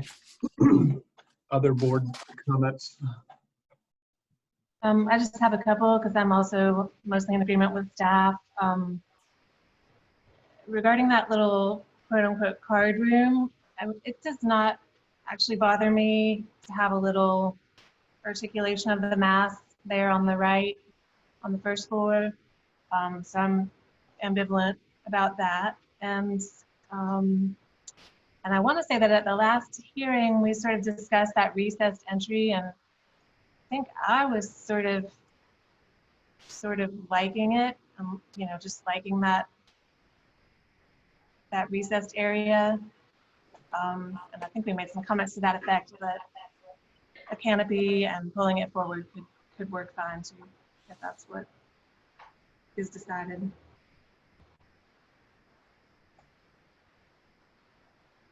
That's all I got. This is Bill. I'm in agreement with staff's comments.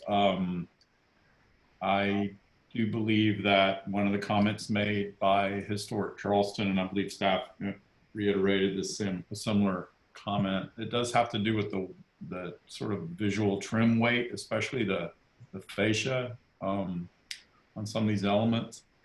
It is slightly heavy. Just some maybe modification and just take a look at the prescribed trim weights. And Julia, I kind of am to some point agreeing definitely about the entry portico. I believe to the point that staff was making, pulling the door forward and creating a canopy element would be an opportunity to address the comment made by Historic Charleston. But my fear would be it would also be a chance for another, maybe an odd interpretation that may or may not be successful, whereas this is clean, it's recessed. It's making no bones about the fact this building is built in 2020, 2021. I'm in agreement with you. It doesn't really bother me, the fact that that's set back in there like that, especially now that it's squared off. When it was arched, I had a bit more of a problem with it. So it is fairly plain, but it also is a planar break, and it does provide you know, a degree of emphasis to where the entry is. So I'm okay with the presence of that recessed portico. I need to correct the staff comment too. I said the fence and the piers ought to be shorter, but I was mistakenly looking at the previous version, and this to me is okay height-wise. Dennis, what staff comment was that? I added that the piers and fence should be shorter to number 2, but I've taken that away.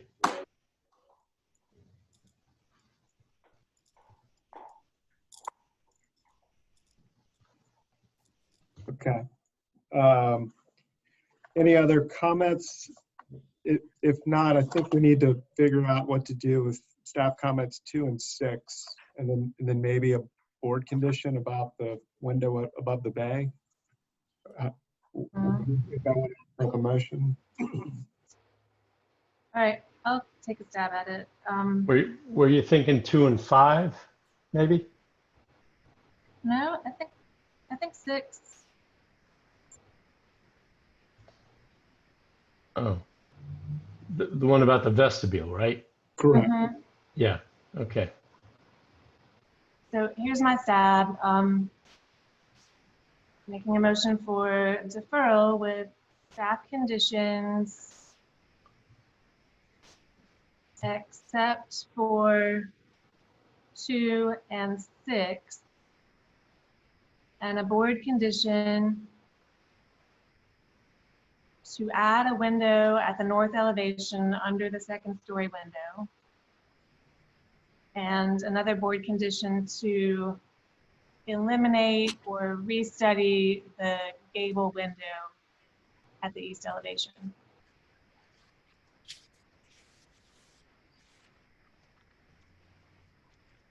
Mr. Chairman, may I ask for clarification of that point? Yep, please. I should have brought this up in discussion. And I guess I need to make reference to Mr. Gardner because he did bring that window up. If for some reason the ceiling of that room was vaulted to a degree that that window was engaged into an interior finished space, albeit very high up, but it would have a justified purpose. Would that allay your concern, Mr. Gardner? I don't think so. I just think it's out of place, truthfully. Okay. Thank you. And if I'm not mistaken, I think that this is Fillmore. That I think that main roof is drawn as a truss system, so that it wouldn't be occupied space. I don't. Thank you. I do agree. That motion. All right. So here's the motion. Julie, I think, made the motion, which is deferral with staff conditions other than 2 and 6, and board conditions to add a window at the north elevation. I can't even read my writing. And at the second story windows. Is that right? I don't know how to specify it. It's right there where his cursor is, under that second story window near the front. Under second story. Thank you. And then the second board condition to eliminate or restudy the gable window on the south elevation. Is that the south elevation? East. That's the east. The east. Yeah. All right. Is there a second? This is Bill. I will second. Are you guys hearing feedback? Yeah. Bad reverb. Yeah. That was a lot of seconds. Yeah. All right, so Julie's made a motion, Bill seconded it. I'll call the roll here. Bill? Aye, in favor. Fillmore? Yay, in favor. Julia? Yay in favor? Glenn? Yay in favor. Chair votes yay in favor. Motion passes unanimously.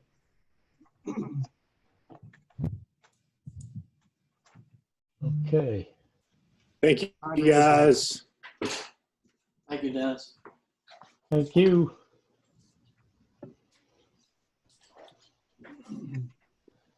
Okay, next up is 9 Rose Lane. requesting conceptual approval for new construction of a garden shed. It's a Category 4 building in Canterbury, Elliott Borough in the Old City District. So here's the location here on Rose Lane, just north of Spring. And this is the location here. This building is in the process of renovation. These are photos, previous photos, 2016. Looking north on Rose Lane, and then looking across the street from this property, and looking south on Rose. And survey card just gives us some information about the existing house. But we're talking about an outbuilding here, Sanborns. And with that, I will turn it over to the applicant for their presentation. Alex, if you allow them to speak. Yes, we have 3 presenters. I'm going to promote Bo Clowney.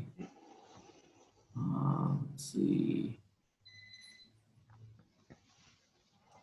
Who else is here?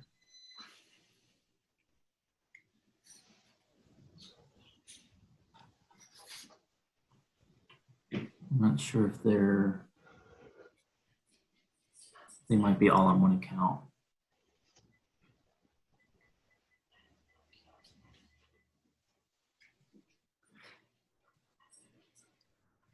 Sebastian, are y'all all there together? Or are you on somebody separate? other than Bo is Yes.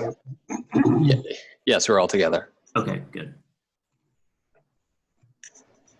Thank you. I'm just going to be fairly brief. If we can fly through these slides here. So we're proposing basically an accessory structure to the existing house at 9 Rose Lane that's being completely restored by the owners. That's a separate application altogether. So I would like to emphasize that the scope of this is purely for the shed itself. I would also like to add that we submitted a previous design of this shed to the town staff and for review to the Historic Charleston Foundation and the Preservation Society, and made some significant changes based on their feedback to accommodate some concerns specifically about the aesthetic.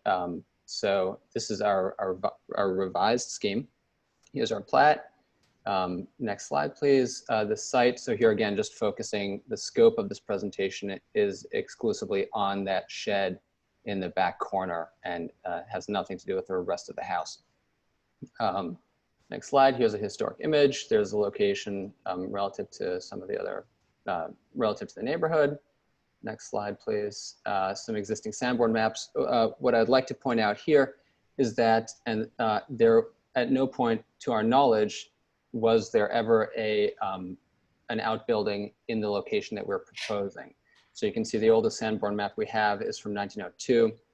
We believe the building itself was built around 1862 to 1863. That came from a research paper from a Clemson and College of Charleston research student who did a chain of title project on this building. So we do think this that image all the way to the left is fairly close to what the original configuration was.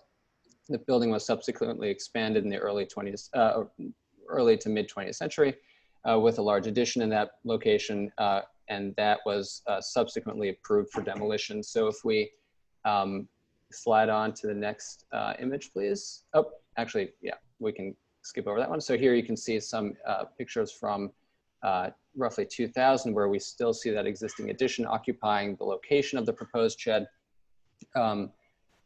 Next slide. Next slide, please. Oh. Can we scoot on to the next one, please? Oh, I think we skipped over one there. Maybe. Maybe one more back. Maybe there's a lag on my end. Oh, okay, here we go. Perfect, thank you. So you can see, you know, into 2000s, you know, that addition was approved for demolition. So there it goes. And if we go to the next slide, you can see pictures of the way the house looks today. Again, this is an 1860s Freedman's house. It was built, we believe, by by a carpenter who lived directly behind this property, who then subsequently occupied it. The chain of title shows that, of course, it changed hands numerous times. And as of, you can see from the previous pictures, as of about 20 years ago, it's been in pretty bad condition. So the owners have really kind of embraced the process of properly restoring this house. Because it is a very small building, it has a very small footprint, and because they would like, because I think the site would benefit from it, they are asking, and we are proposing to add a small shed in that back corner. So if you see the bottom left image where that power pole is, right, exactly, sort of tucked back there. One thing I also don't have in this presentation, but I'd like to mention is there's a lot of precedent for locating accessory buildings in this neighborhood in that location. So a couple of other addresses just off the top of my head here: 10 Rose Lane, 16 Rose Lane, 15 Sire Street, 7 Sire Street, 1 Ash Street, and 6 Ash Street. These are all streets immediately adjacent to this one. They all have examples of various outbuildings in that location. So relative to the existing house, we feel that it is an appropriate location for that kind of building. I'd also like to add that we received approval from the BZA on Tuesday night's meeting. That's July 21st for the necessary setback variance to locate the building there. So if we can slide on to the next, here we go. Thank you. This is the design. We have our roof plan at the top, the elevation facing east, facing Rose Lane in the middle, the floor plan at the bottom, and then 2 side elevations on either side. So you can see basically this building is tucked up against the proposed wall that would be running along the property line. And the building itself is supposed to resemble a sort of fairly vernacular Carpenter Gothic building of the late 19th century. We went with a fairly low sloped roof, and are specifically drawing these Tudor arches that are sort of reminiscent of a fairly low style, but nevertheless characteristic of that time period. We did have some, oh yeah, this is a good one as well. So you can see the little shed relative to the house set back there from the street.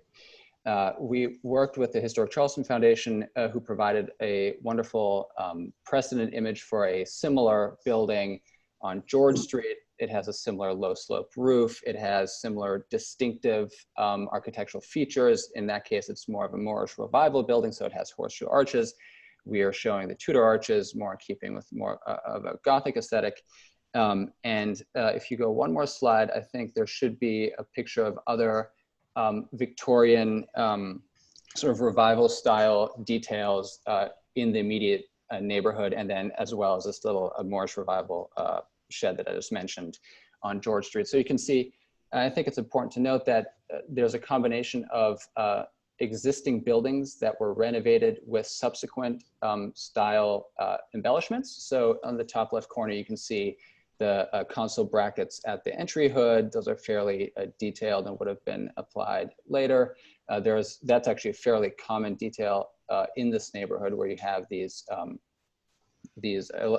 sort of elaborate additions to the porch screens.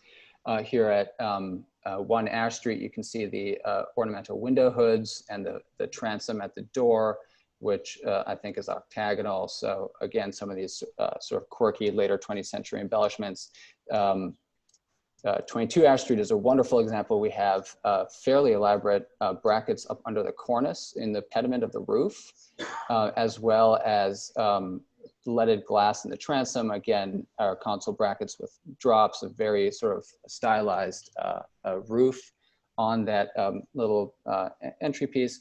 And then I think these are examples of existing houses that were subsequently embellished. And then in the bottom left corner at 47 Bogard, right around the corner, I believe that house actually dates to the late 1890s or the late 19th century, and was actually built in that style. So in that neighborhood, you have both existing houses that were subsequently modified in Victorian styles and new construction in a Victorian style.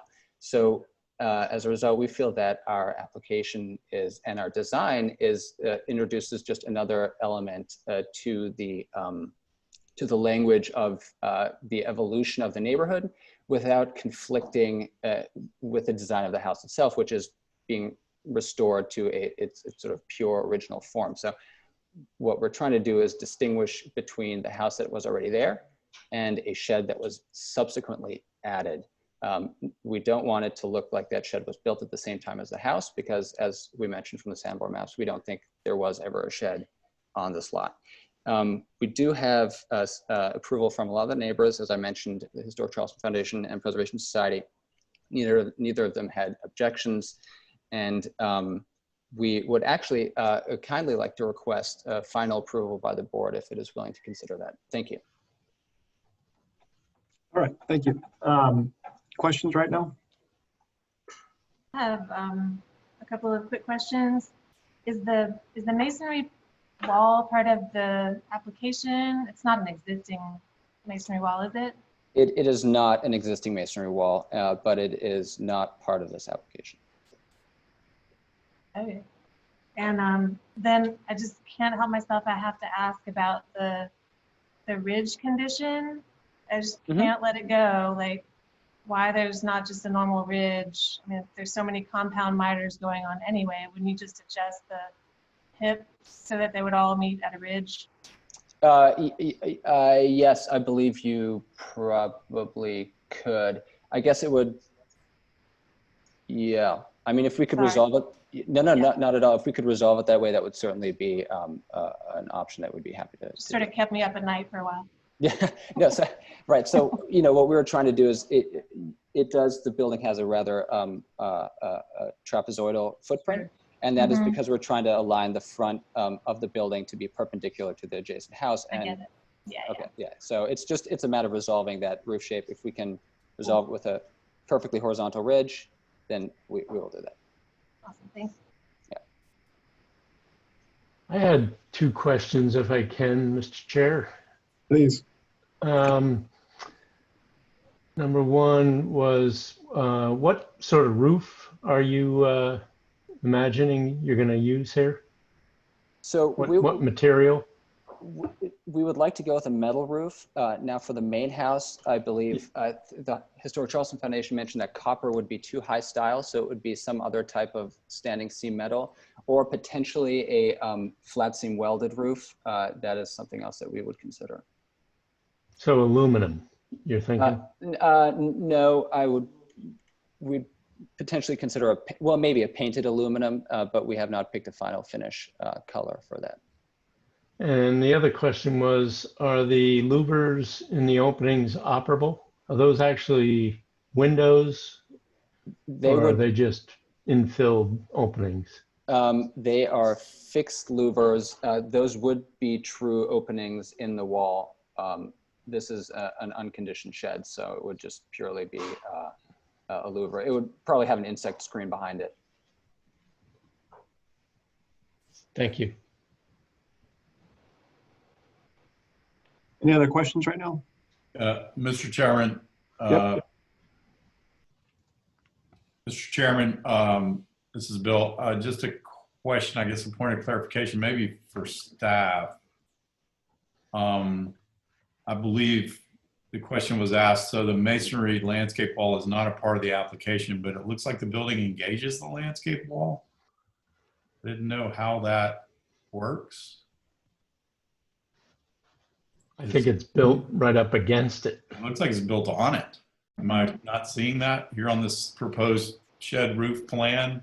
It looks like part of the wall is built on the top of the proposed garden wall. Is that your understanding? Yeah. Perhaps the applicant can respond to that. Yes, we are showing it coming down on top of that wall. But as I mentioned, the wall itself is not part of this application. If it was not approved by the board, if the wall was not eventually approved by the board, the building would continue all the way to the ground.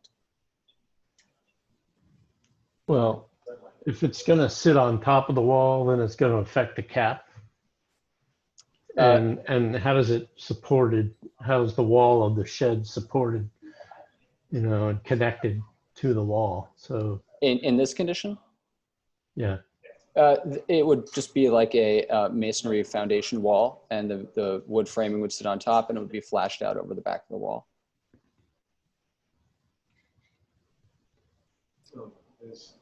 So you would take the cap away? Are you saying the brick cap? No. That would stay as seen in the elevation, and the cap would continue, and except for the portion where the building would attach to it, and then we'd have flashing over that cap where the wood framing would sit on top of it.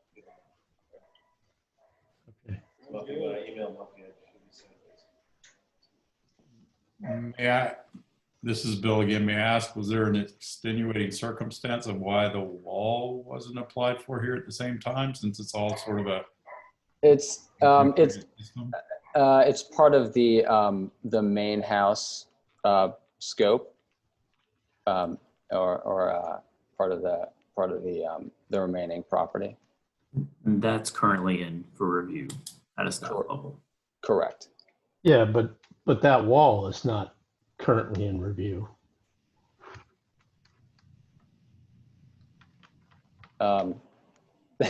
We might, okay, then that would, I guess, require clarification on at the staff application.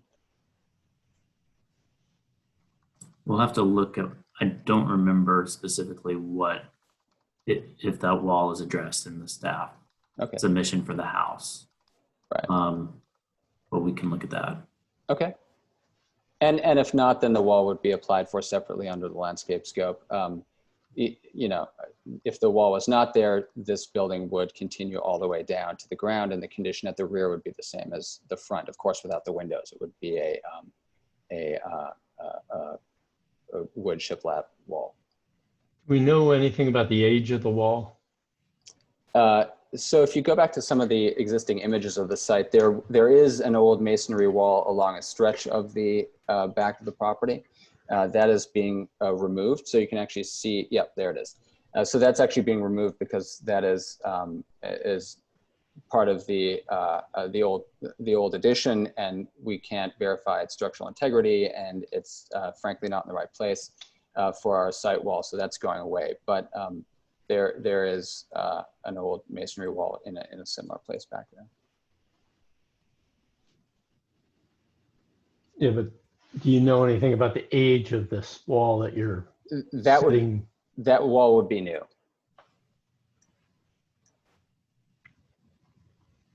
And so you're trying to understand if the existing wall is historic and needs. Yeah. No, we do not consider the existing wall of the old addition historic. So this is a remnant wall from the old addition. But that remnant wall is being demolished, and that demolition is part of the application to the town staff. Okay, so then this is a new wall? Correct. You are constructing, but you haven't included it as part of this application because it's part of the house application, you're saying? Correct.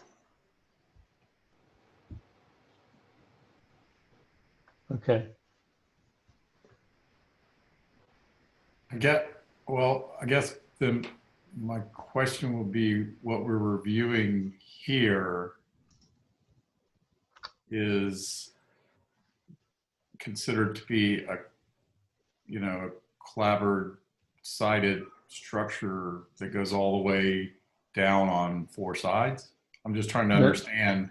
No, that's not what he's saying. He's saying that it's built on top of the existing, it's built on top of the wall that was proposed, the new wall that was proposed as part of the house renovation. Correct. Yeah. So it would be clearer if that wall, if you detailed how this building sits on that wall. So I guess my question to staff is, has that wall's been approved, the new wall? What's the status of our review of the house, Alex? It's still in for review. No approval yet. I think what we could do is, since we haven't approved it yet, we can pull the wall out of the house review and add it to this so that it's part of this. And then when they come back, they could you know, include the wall as part of this scope, and because they're connecting to it. Okay. I believe that makes sense. I guess what I was wondering is, could the applicant in this instance then, because that does make sense, because the building is integrated with the wall. If the applicant now could maybe elaborate on the wall as part of his presentation, and then we could review it. Sure, I would be happy to. So we are proposing a masonry wall that would run along the property line. I believe if you go to the site plan, it does show the extent of that. So if we go back a few slides. Yep, so there it is. So the wall would run essentially along the southern property line to the corner, to the southwestern corner of the lot, and then north along the rear property line to the rear corner of the house. And it would be a simple masonry wall that would receive a stucco finish and a brick cap.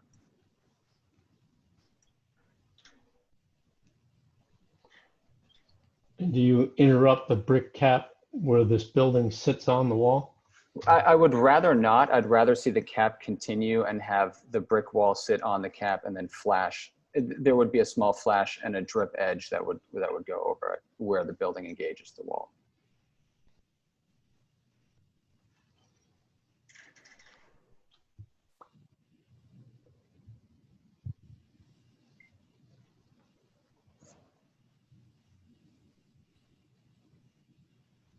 Okay, so Bill, do you have a picture then of sort of what the application entails and with respect to the wall?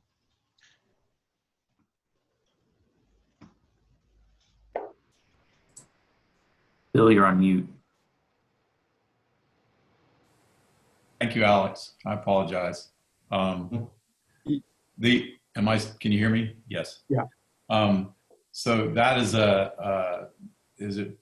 that's a CMU wall with a stucco finish and then this brick cap. That is construction of the wall? Correct. Okay.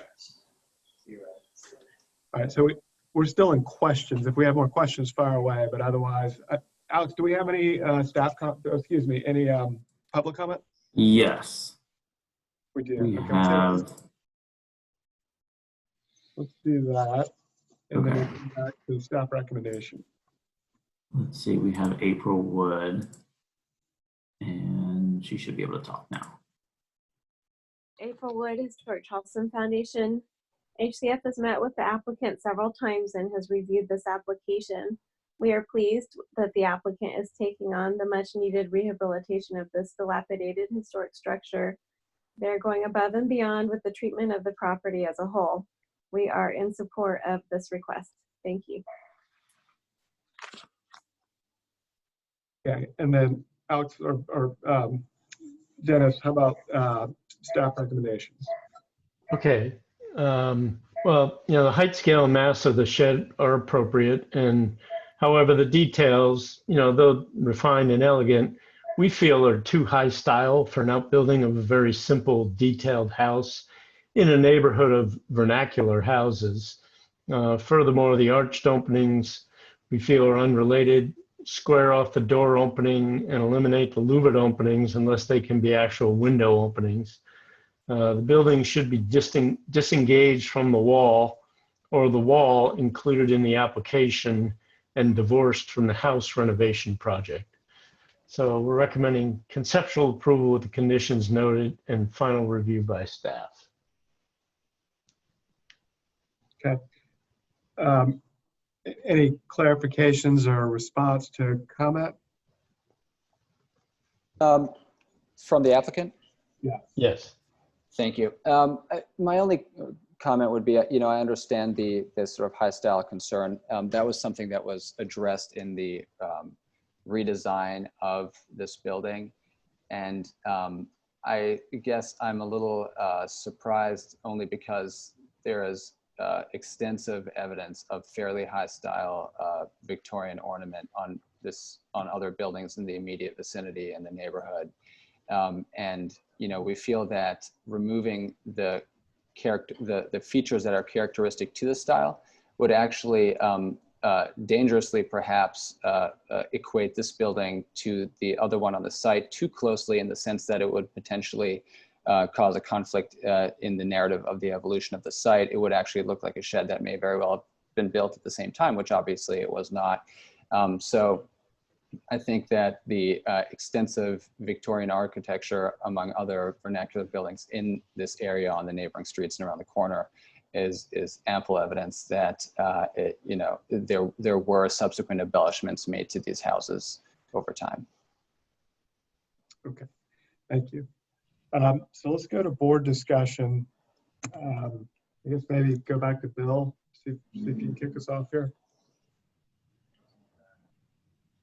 Yes, this is Bill. I think it's a modest size structure, and I do agree to the point of some functionality of these openings. I would say that the Carpenter Gothic aesthetic is it's not really bothering me, as long as it's executed in a fairly simple fashion.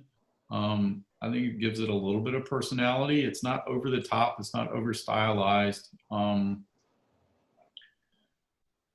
would definitely take Julia's comment to heart about potentially creating a simple ridge condition on the roof.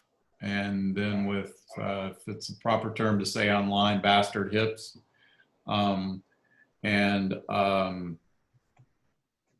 Would be interested in any final submittals, the requirement to see the flashing details as the walls, the garden walls are engaged from the shed walls.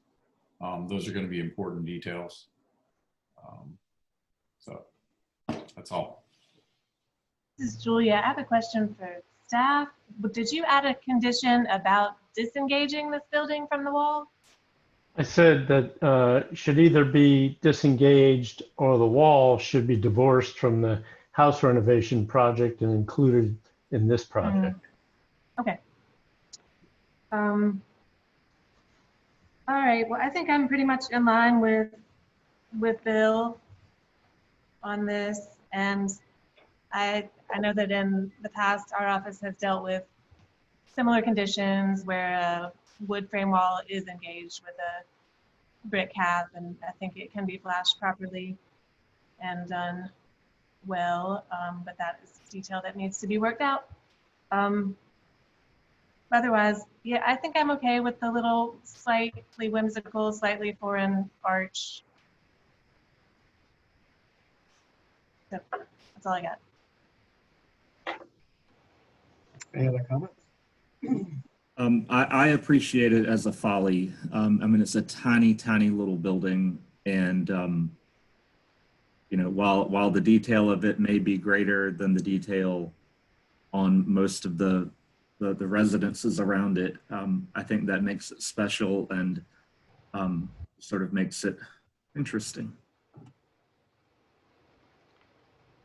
All right. So can I just make a motion for conceptual approval with staff conditions 1, 2, and I guess 4, Dennis would address the wall, correct?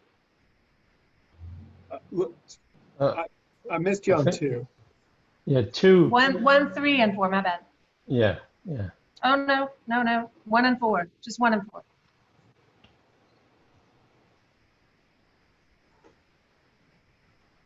Okay, how about your roof ridge?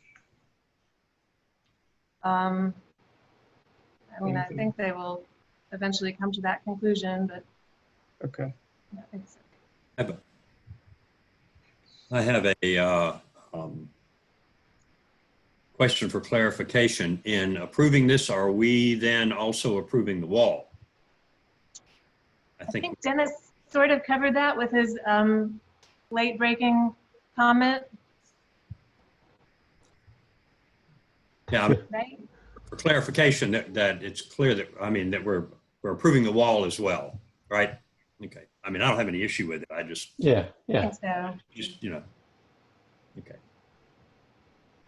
I was just saying, Fillmore, that since the building and the wall are connected and interrelated, it'd be better for the wall to be part of this project than the house renovation project. I agree. I just wanted to make sure that was clear there, that the wall's getting approved because it's integral to the building. Yeah. Yeah. Okay. Okay, so Julia, that was a conceptual approval, staff conditions 1 and 4. And is that it, or period? What comes next? Like, do we see it next?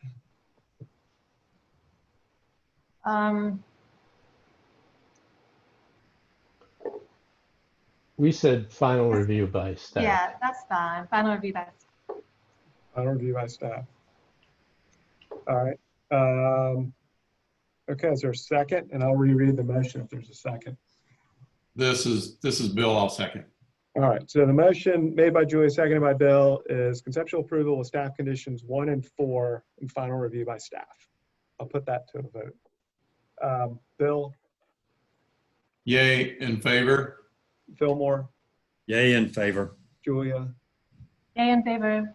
Glenn. Yay in favor? Chair votes yay in favor. The motion carries unanimously. Thank you. Mr. Chairman, Yep. may I request a 4.5-minute break? I arrived home straight here and I've drank 2 cups of water. So I need about a 4.5-minute Too much break. information.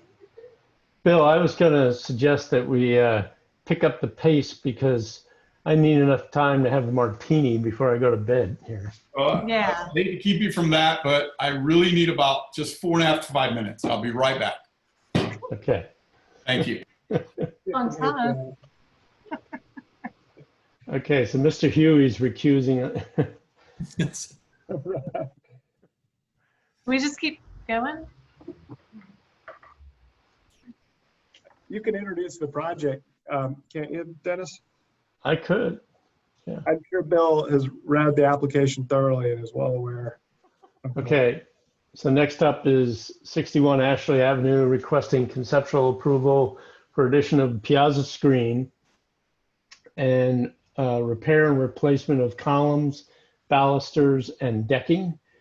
Category 2 in Charleston Village, circa 1803 to 07 in the old and historic district. So here at the corner of Ashley and Bufane. Some context photos here, looking at the house at the corner.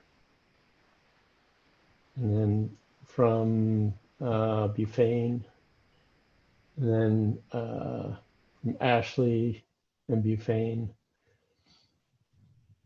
And now we're right at that corner. Some historical information as well as the survey card. And you'll note on the survey card, there's sort of a Victorian looking door and side lights and transom at the piazza. And then an older photo from 1941 from the digital library that shows a solid transom with verticals that are probably close to where the verticals are in the mullions here. Looks like the same sort of door configuration there as you see here. So the Sanborns that peg the date. And with that, I'm going to turn it over to Mr. Young for his presentation. Alex, if you could. Yes. Mr. Young, speak. He's now a panelist and can unmute himself and turn on the camera if he'd like. Unmute, start video. Okay, did that, can you all hear me? Yes. Yep. Okay, thank you. Simmons Young, architect here for the project, and I've got the owner on speakerphone with me, so he is available as well. So yeah, 61 Ashley. Dennis, thanks for showing those Photos on the Peyton House, 1803 to 1807 is estimated date of construction somewhere in there. And then the bay window is 1879. So it's a Category 2 house. We are here to request some repair scope and slight replacement, which we'll see. I think we can go to the next slide. Yeah, great. Enlarged Sanborn map and the card that you've already seen. Okay, perfect. So the owner has been working on this house. He's been a good steward for the house. He's restored some of the brick garden paths that are 19th century and evidently an influence on local landscape architect Luttrell Briggs. He has restored the garden wall along Ashley Avenue, and he's had the gate built to by 61.5, which is sort of in the back there, and restored the column that goes in that driveway, the historic brick column. He's repaired and placed windows and restored them to operable, and putting his own, installing ropes and counterweights and painting and doing all that himself. So he is a good steward for this property and interested in maintaining it and bringing it forward. Okay, I think we can go to the next slide, Dennis or Alex. Control. One thing worth pointing out, Simmons, while you're here, is you see these double lines here? Yes. They are indicative of what they mean in Sanborn maps is that for every vertical line, the parapet is 6 inches above the roof. So this tells us it's 12 inches above the roof. Cool. That is cool. Yeah.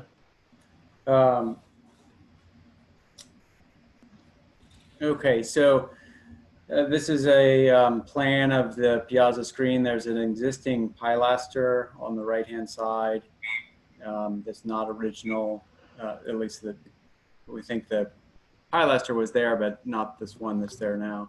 And then the column on the left-hand side is original, and we can see in the next photos. We'll pop to the photos in a minute. Yeah, that's great. So you can see the difference in the capital of the original first floor column and the second floor column. And then on the photo number 2, I think on the left-hand side, you can see the difference in that capital as well. So we are requesting permission to pull off the non-historic ones and have solid wood custom columns turned in to replace those to match the existing historic.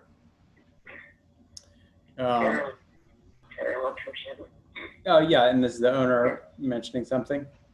The 5 original columns, which have been repaired over time, they're going to be also sent to MW Millworks to have them restored properly, so that they'll all be in the Tuscan style as the house was originally built. Okay, did everyone hear that? It's a little. Yeah. Yeah. Okay, great. So yeah, repairs to the existing 5 historic columns also. Similarly, the balusters are proposed to be treated the same way, which is to repair anything that's repairable and replace things that are completely, if they are completely rotten. I don't think there are many of those. And Walt, maybe you could confirm, but I think there's only less than 5 or 6 that seem to be beyond repair. At the very outside, that may, but yeah, less than that. Yeah, we'll have to inspect everyone.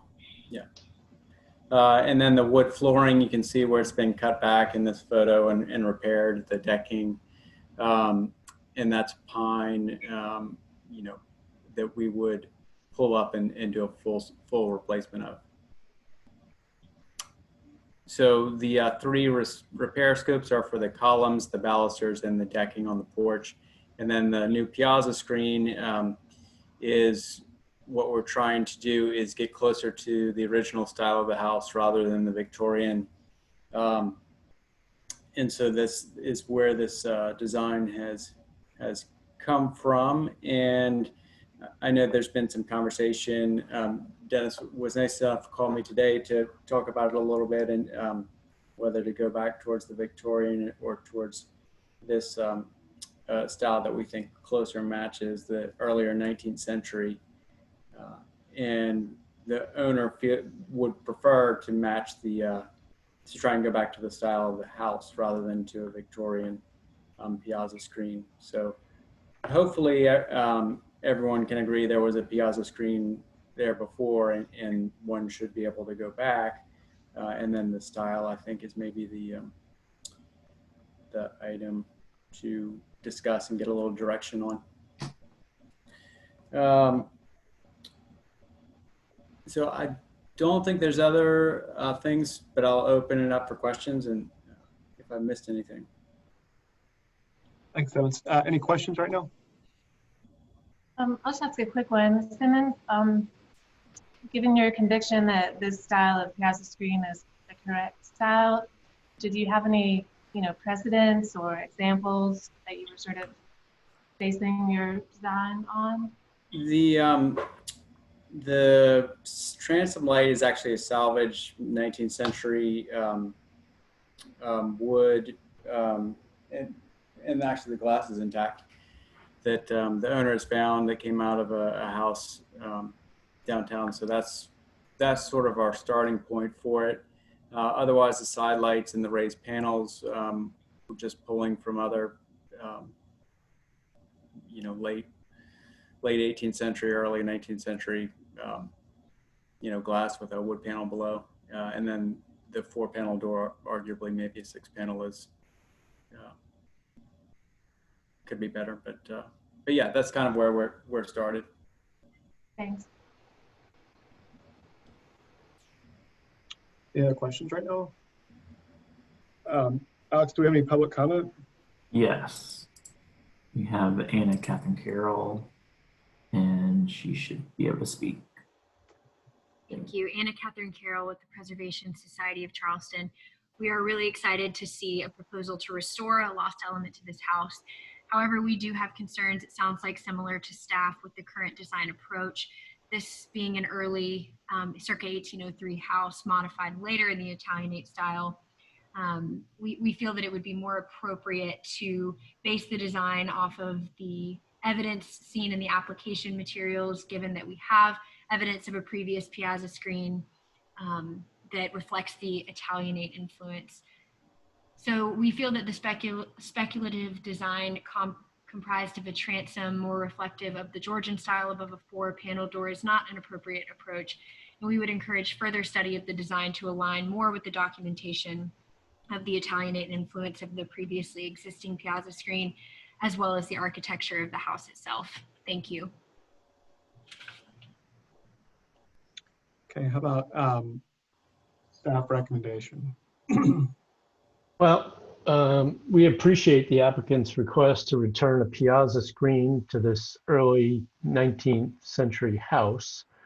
And we recommend studying the 1973 survey card photo to recreate the historic piazza screen, including the door, unless a more informative photo from an earlier time confirms the Victorian style door was added later.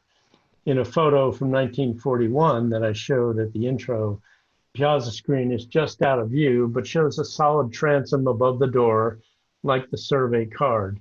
And this is the most recent reliable information that really should be the basis for recreating the piazza screen. We feel the proposed design is too conjectural for this category 2 structure, and any reestablished piazza screen should be based on the best available historically accurate information. BAR staff will need to review the scope of rot repairs, replacement of columns, balusters, and decking in the field with the owner and contractor at that time, and to confirm the degree of removal and replacement, and provide photos and elevations highlighted to show the extent of the replacement proposed. So we're recommending deferral for restudy of the piazza screen design. Okay. Simmons, you want to say anything in response to public comment staff recommendation? Particularly we will certainly get the staff out there to look at any items that we would be proposing to replace and repair.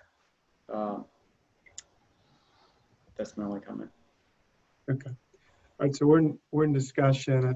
Fillmore, I'll ask you maybe to start us off, but I do, Dennis, I'm just to clarify, basically staff's approving the replacement, with field verification of the decking, columns, balusters, and the concept of the piazza screen, and we're down to what that piazza screen detail looks like. Yeah, I mean, our recommendation was deferral for restudy of the piazza screen design, and by virtue of that, we're in agreement with the replacement when verified in the field, the extent of that. Okay. If I could elaborate on something, we'll have to let the chair decide if that's, we passed the public, we passed our presentation. The owner wants to elaborate on something. Sorry, so does he have a question? If you have a question, well. No, I have a statement that the window suggested over the door is approximately from the same period as the house was built, and it came off a building on King Street. And I know the two men that run the salvage store there many times, and they sort of put this aside for me, depending on whether it's approved or not. So they're holding it for me, but it's a reuse of a beautiful window. The only thing the committee board has to decide is whether it's appropriate or not. But I don't think there are going to be any. I don't know if there are any photographs that early that show what the original screen was at that point in time. I'm not aware. I've done a little research in the library. I've done some work, but I was just lucky enough to find a photograph that occurred in Post Courier, and I said, "Oh, good. There was a screen there, not appropriate for the period, but there was one. Probably was changed from an earlier screen door." Okay, but that's all I have to say. Thank you. Okay, so Fillmore, could you? All right, so let's go to board discussion. Fillmore, could you kick us off? Very, very quickly, Mr. Chairman, point of Sure. order. Am I recused on this? I want to make sure. I did hear Simmons' No, presentation. No, you're in. Okay, thank you. Jay, who did you call on first? I called on you. Okay. On you. I'm in agreement. I'm in agreement with staff as much as I like the Douglas Adams style piazza screen, and it's very possible that in its original configuration in the very early 19th century, this house had such a screen. I think it is conjectural, and I think the standards that we follow would recommend using real evidence rather than conjectural evidence. So I'm in agreement with staff.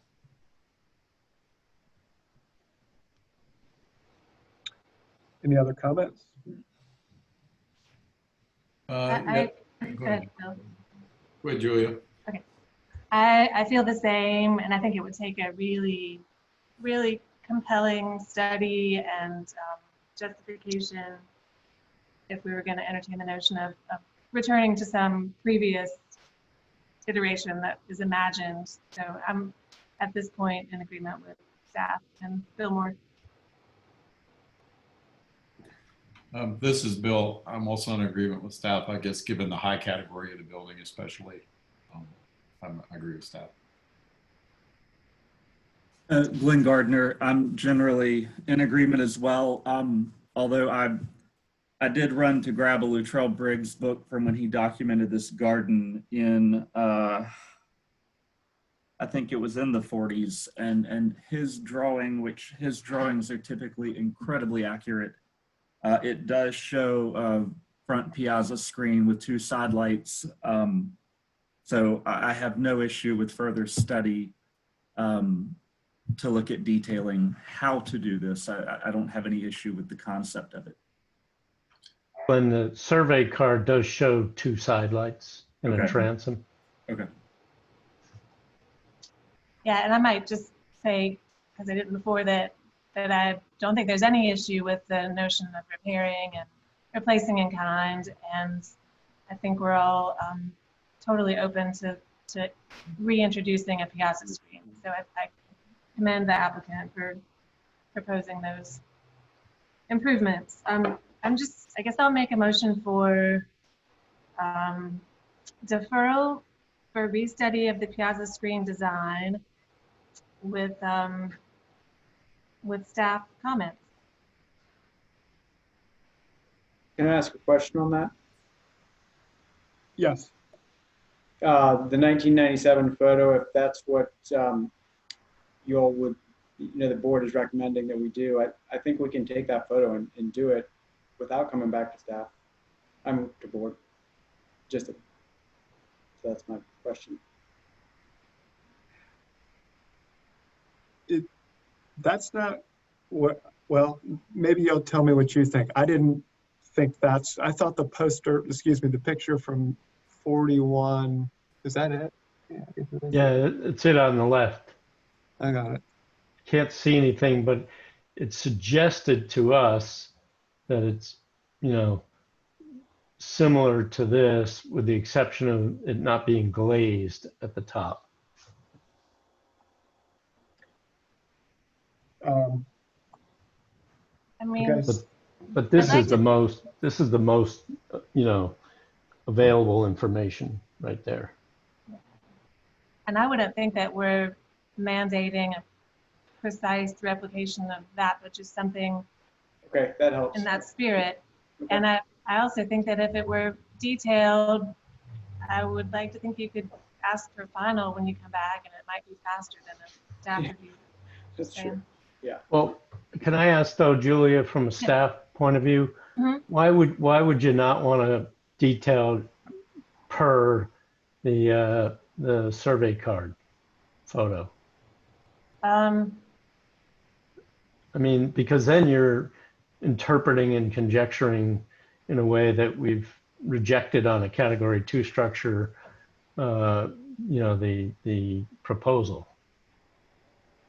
Okay. Personally, I wouldn't mind if it were slightly modified from that, but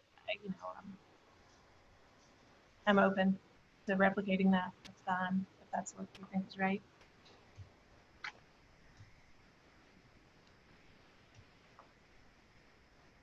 But I think my motion is the same.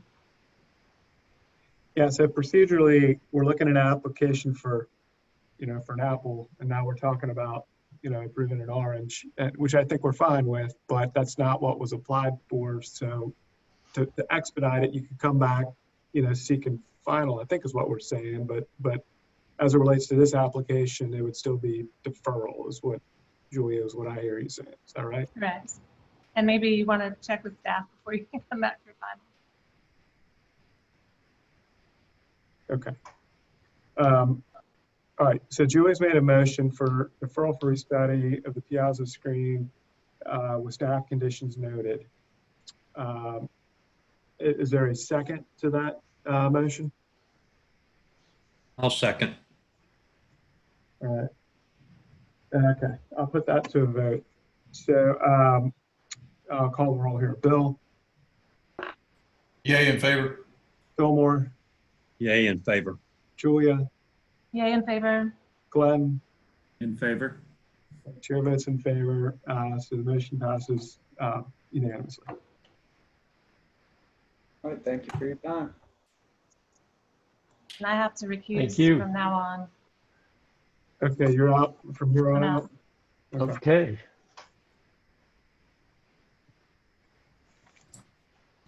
Can I get myself out? Just take me out. I can either put you on hold or you could just log off. Okay. Whichever. I'm recused for everything else, so I'll just go away. Okay.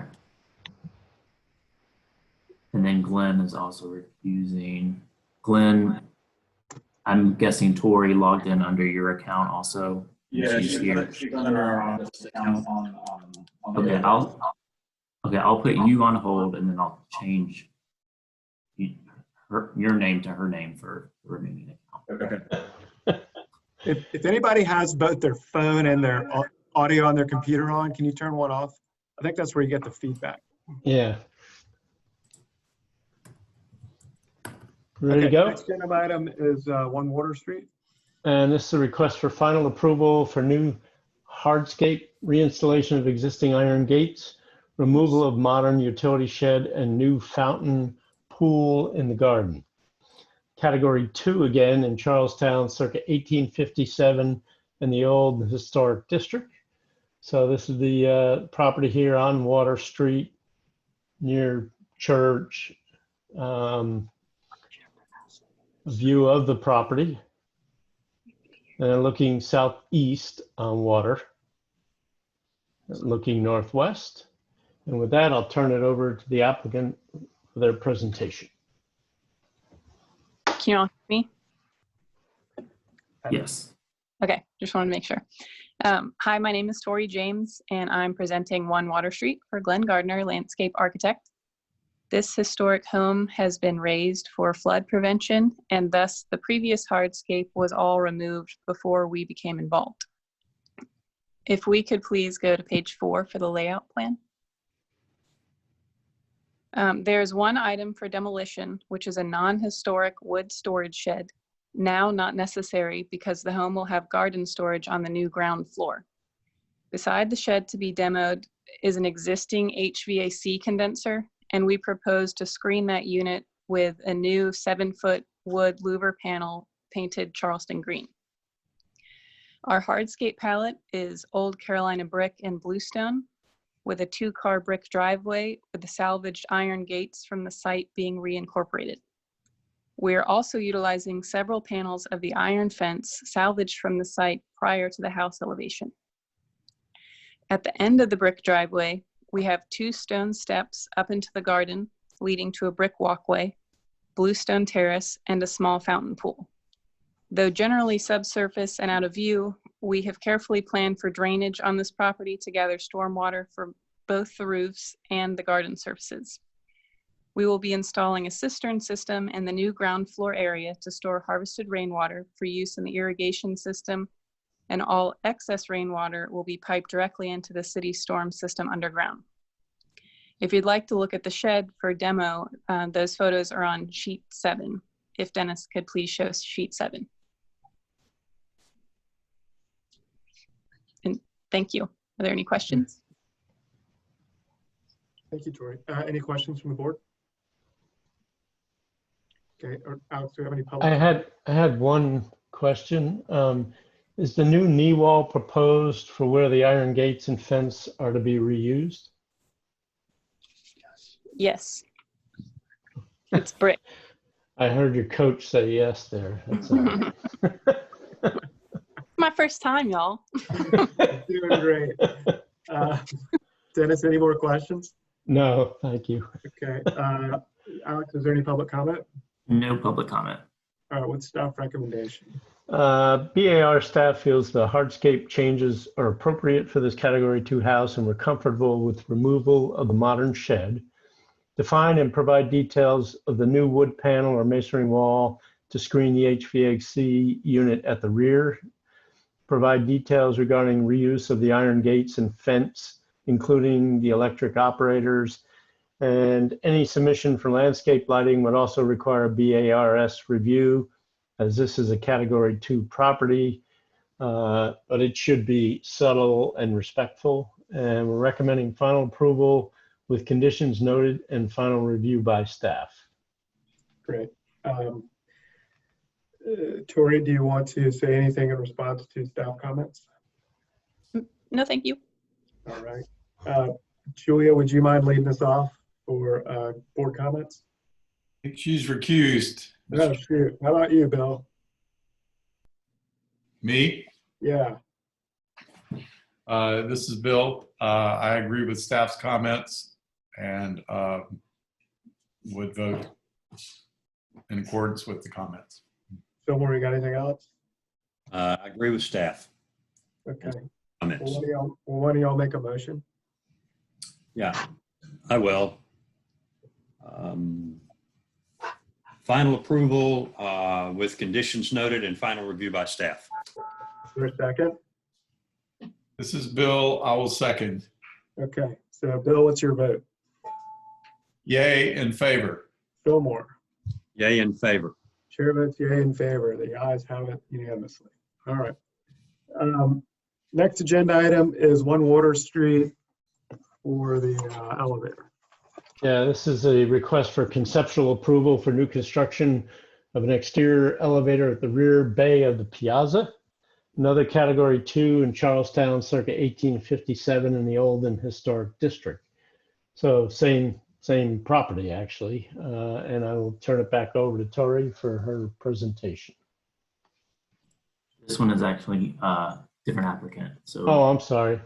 This is Julia's project. Yeah. So I'm promoting Erin Lanier. Yes. And she should be a panelist momentarily.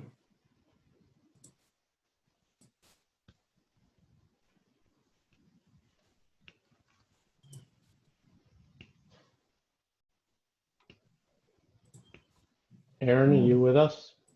I don't see her. It told me that.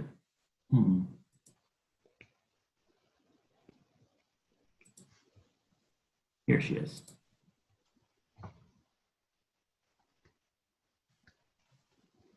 She's muted. Can you hear me Yes. clearly? Okay. Yep. Good evening, board members. This is Erin Lanier with Julia Martin Architects here on behalf of owners of 1 Water Street, Bernie and Denise Manchime. Just to give you a little background on our request, we last came to you with this project back in April of 2019. At that time, the owners had suffered 3 years of consistent flooding inside this home and were considering selling the house. They ultimately made the decision to take on the extraordinary task of elevating this 2.5-story unreinforced masonry structure 8 feet into the air, and you granted approval of that design.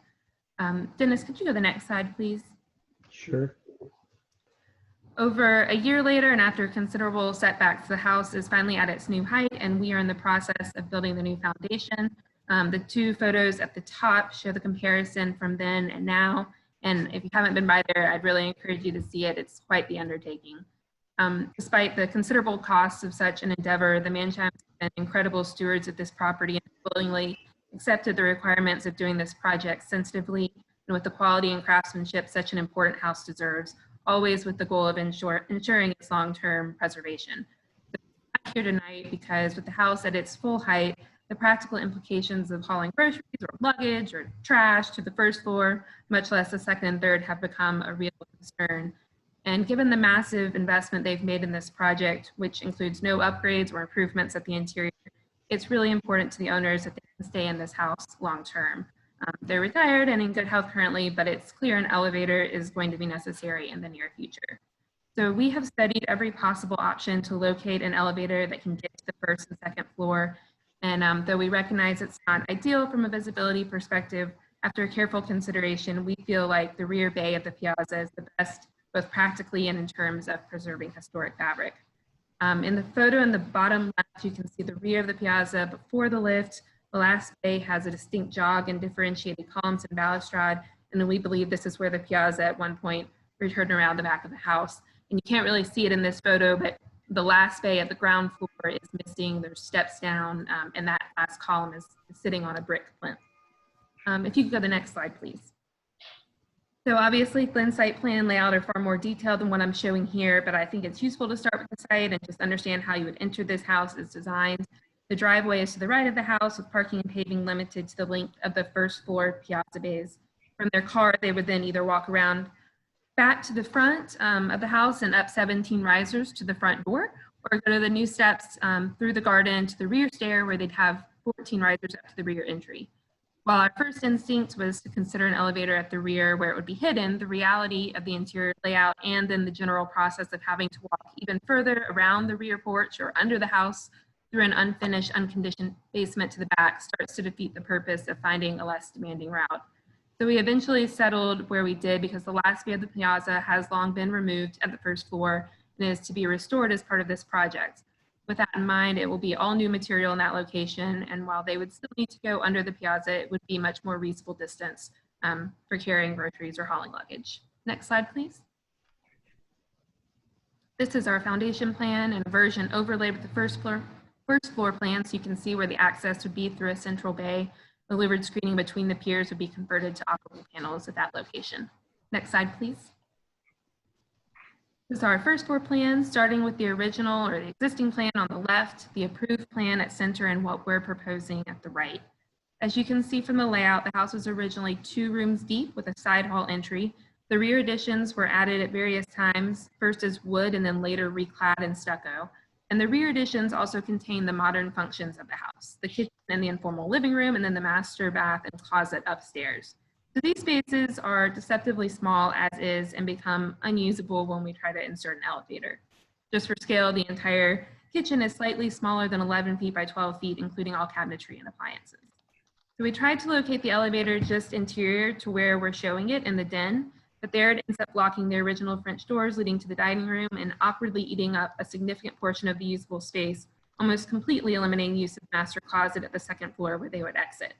We even considered placing it in the dining room, but that feels like a really unfortunate alteration to make to such an important space with so much intact historic fabric, and would certainly be more difficult to reverse than what we're proposing. You want to go to like 9 and 10, Aaron? You want to, yeah. fine. And maybe the 2 previous slides there kind of show images of those 2 areas. So this was kind of the first one I just spoke about. The elevator in their den going up through their master closet. Those are some images of the area. They really are tight spaces currently. And then the next slide there shows that other idea of having it be right there in their dining room and then right there in their master bedroom, which again just seems like a terrible way to throw off the symmetry of these historic rooms and the beautiful details that are in there. The owners really are not concerned with entering directly into the house and are more than willing to exit the elevator onto the piazza at both floors to avoid cutting into walls or otherwise making this more difficult to reverse in the future. We've also gone above and beyond to find an elevator that occupies as small a footprint as possible to avoid having to engage with any of the columns or railing while still complying with code and the construction requirements of being located in a flood zone. I guess at the second floor plan, Dennis, if you want to sort of go back, see to slide 6 maybe. Yeah, my internet's giving me trouble, so you're cutting out on me. Sorry. I can, no, it's not your fault, but I can hear you now. Okay. So the second floor, again, just like I was saying, the layout doesn't really lend itself to putting an elevator here. We also are kind of contending with the elevator's equipment closet, which eats up even more space at this level. So if you go to the next slide, this is the west elevation, which of course you would never see this way, but shows the enclosure at the last bay. We're proposing that it would have a very simple wood cladding painted to match the stucco so that there's no competition with the white of the columns and railing in front of it, and it can just sort of blend in with the wall behind. We've also agreed with staff that the door should be clad in the same shiplap or V-proof material so that it can really just disappear. There would be no cutting into historic masonry walls, and the porch structure at the first floor would be entirely new. We would have to cut into the second floor structure, but in comparison to other locations, that feels like a relatively easy area to restore in the future. And then we would leave the second floor ceiling intact and have the enclosure go straight up to meet it. Next slide, please.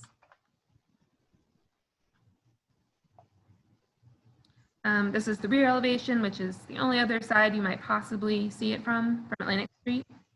Next slide.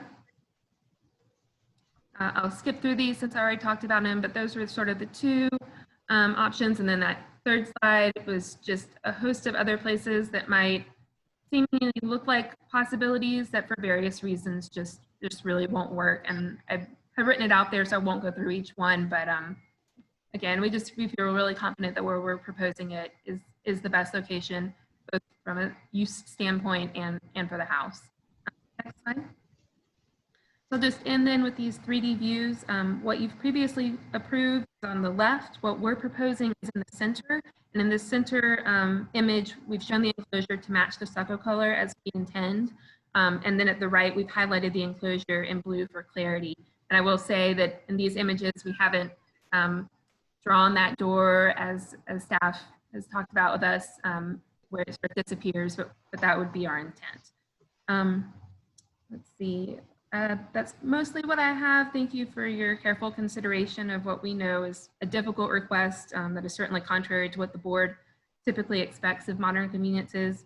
For us, the calculations and judgments we've made are completely unique to this project and not indicative of our standard inclinations, but we really respect the Manshimes and what they've done to preserve this important piece of Charleston's architectural heritage. And we hope you will agree that the concession they're requesting is reasonable in light of the monumental efforts they've made to protect this property.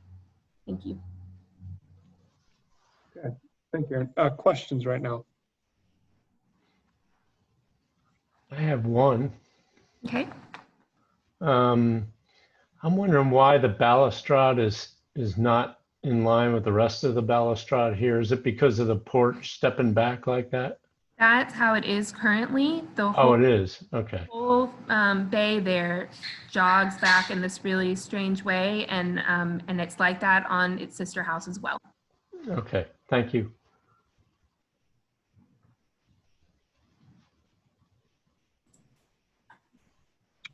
Yeah, so I'm just reading your notes here, Aaron. Any other questions right now?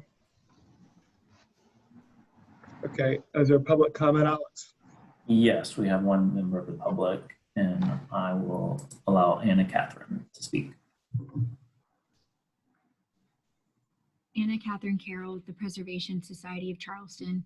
The Preservation Society thanks the applicant for the opportunity to discuss this proposal. We greatly appreciate the study that has gone into the potential elevator locations presented, and we really commend the exceptional efforts of the property owner to preserve this house. That being said, from a consistency standpoint, we cannot support the construction of an elevator at the rear bay of the piazza, especially on such a prominent Category 2 building. Although a reconstruction of a previously existing bay, infill as proposed will read as an enclosed portion of the historic piazza, which is explicitly discouraged for historic buildings per the BAR policy statement. Prioritizing the preservation of this house's historic form, we feel options 2 or 4 would be viable approaches, though less convenient, to providing elevator access to this house, and ask that the board deny this application as proposed. Thank you. Thank you. All right, staff recommendation. Okay. Well, we understand the challenge and limitations of adding an elevator to this Category 2 house and appreciate the multiple studies provided that led to the proposed design. Though BAR staff generally does not support enclosures on piazza, this elevator is located sensitively so that it affects a minimal amount of historic fabric and will be reversible. Locating the elevator in the rearmost piazza bay and using a nickel gap siding to match the color of the stucco will help it visually to blend. However, the detailing of the elevator enclosure should be studied as follows. The nickel gap siding should either have flush corner boards or be mitered at the corners. The door of the elevator should be clad with nickel gap siding without corner boards and hairline joints in the siding to disguise it as much as possible. Hardware should be very minimal. And I know that Aaron mentioned that their drawings didn't reflect that, but that was their intention. So we are recommending conceptual approval with staff conditions noted and final review by staff. And I guess I'd add that, you know, when you elevate a house 8 feet, it really changes, you know, the use of the house. Adds an extra 8 feet to, you know, go from grade to the top floor. And I think it's reasonable in a situation like this to be able to add an elevator. So I think they've done a pretty good, sensitive job of how they want to do it. Okay, thank you, Dennis. You're welcome. Aaron, you want to say anything in response to staff or public comments? The only thing I'll just clarify is that I would respectfully say I don't feel like it's an enclosure because we're not engaging with any of the columns or balustrade. We've kept it pulled back from that and are trying to make it clear that, you know, this isn't anything pretending to be a historic enclosure. We want it to disappear as much as possible. That's it. Okay, thank you. All right, so board discussion. I can't remember where I left off. Maybe Fillmore, would you mind kicking us off? No, I agree with staff. I think this is as sensitive as you can get. And even though some of the other options like 2 and 4 would have less of a visual impact on the historic nature of the house, I think they would have a more significant impact on historic material, even though they would be obviously less visible or invisible and therefore have less of a visual impact. I think this, when it comes to the preservation of historic material, I think this is very sensitive, impacting that small area of decking on the second floor piazza, because the first floor piazza area is a new construction with the addition, I think, and then light engagement of the original exterior wall. So I am in agreement with staff. Bill, got any comments? Yes, I'm in agreement with Fillmore's comments and staff's comments, and also just reiterating the reversibility aspect of this. I think it's done in a sensitive way, and it is reversible. So it is an extenuating condition for what has been a continually extenuating situation for the house. So I do think it's been done in really the lightest touch it could be done. So I do agree with Fillmore and with staff's comments. Okay. I agree with both y'all, and I think y'all have articulated well the circumstances why it is the best case out of, you know, what could be there. This is sort of the best solution for a house of this magnitude. So I agree with what y'all said and for the reasons y'all said. What do y'all want to make a motion? This is Bill. I'll make a motion for conceptual approval with staff's comments and final review by staff. Okay, is there a second? I'll second. Second by Fillmore. All right, Bill, how do you vote?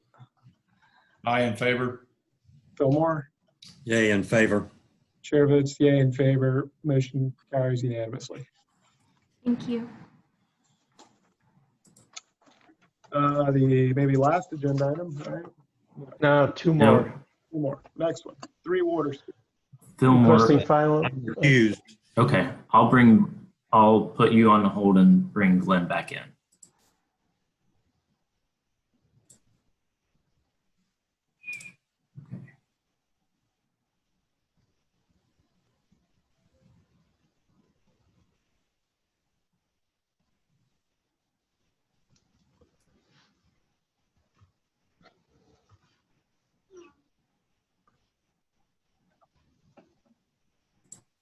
I think we're ready. Okay, requesting final approval. This is 3 Water Street. We're requesting final approval for flood prevention system, category 2 structure in Charlestown, circa 1857 in the Olden Historic District.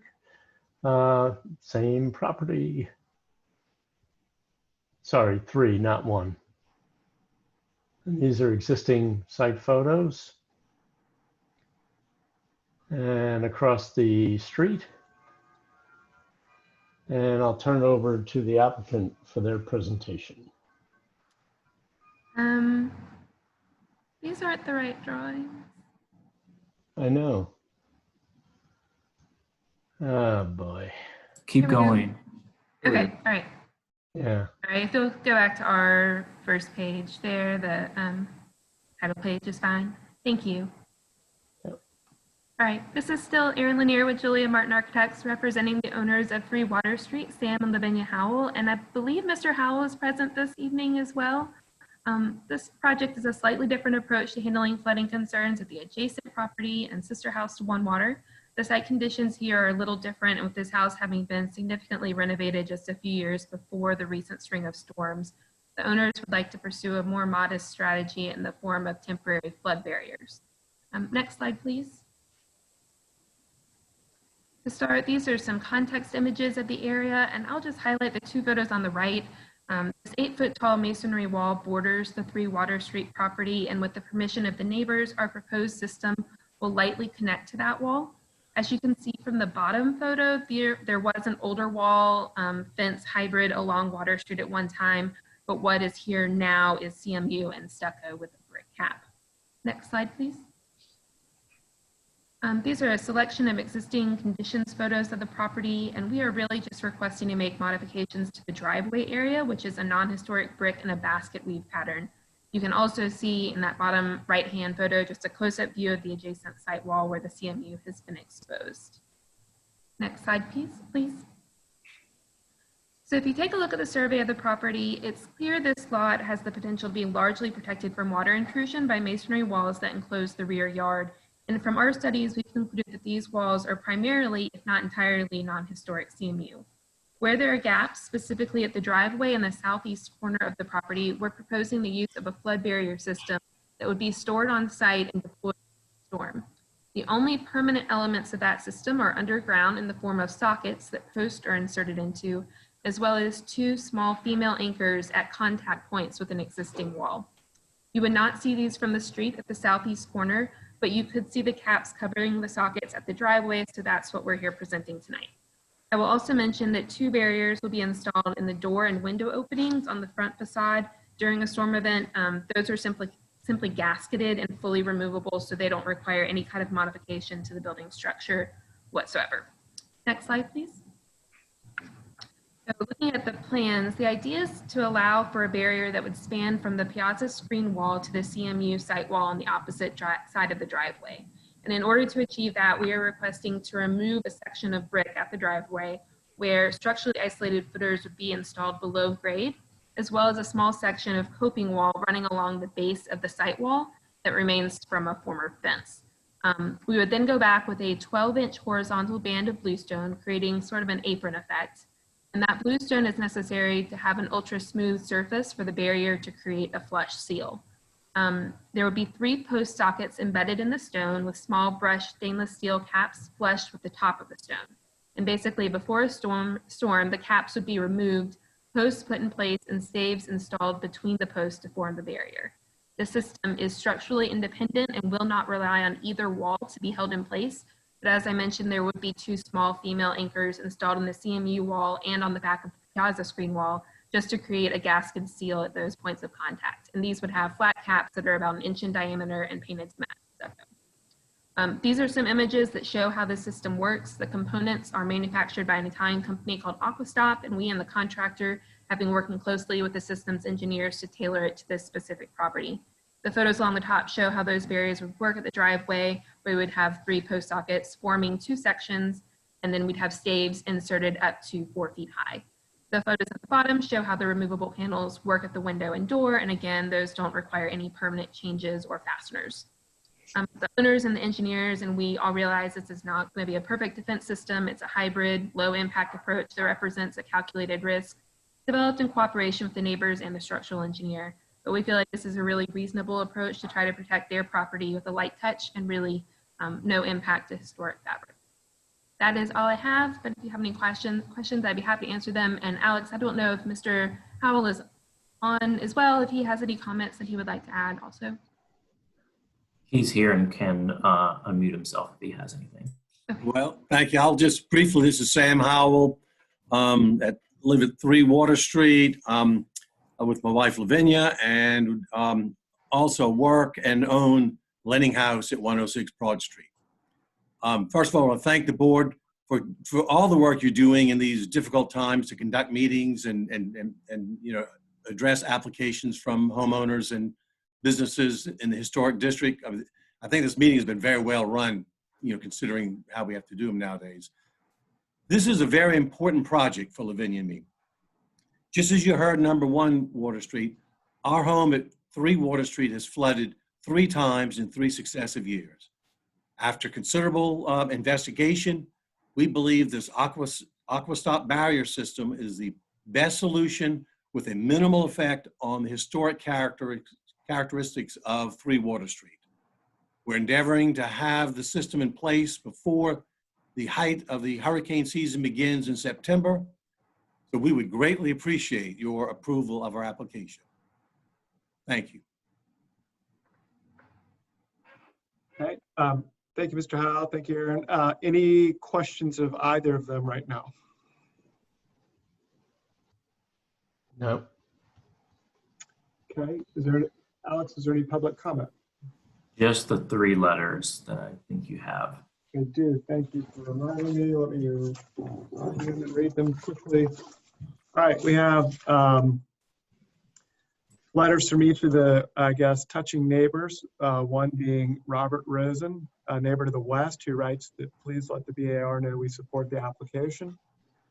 One from Tina Wardrop, who lives at 2 Zigzag Alley, shares a property line and wall with the Howells, who've discussed with them their desire to install a storm mitigation system to minimize flooding damage at their home, and I am fully supportive of their plan.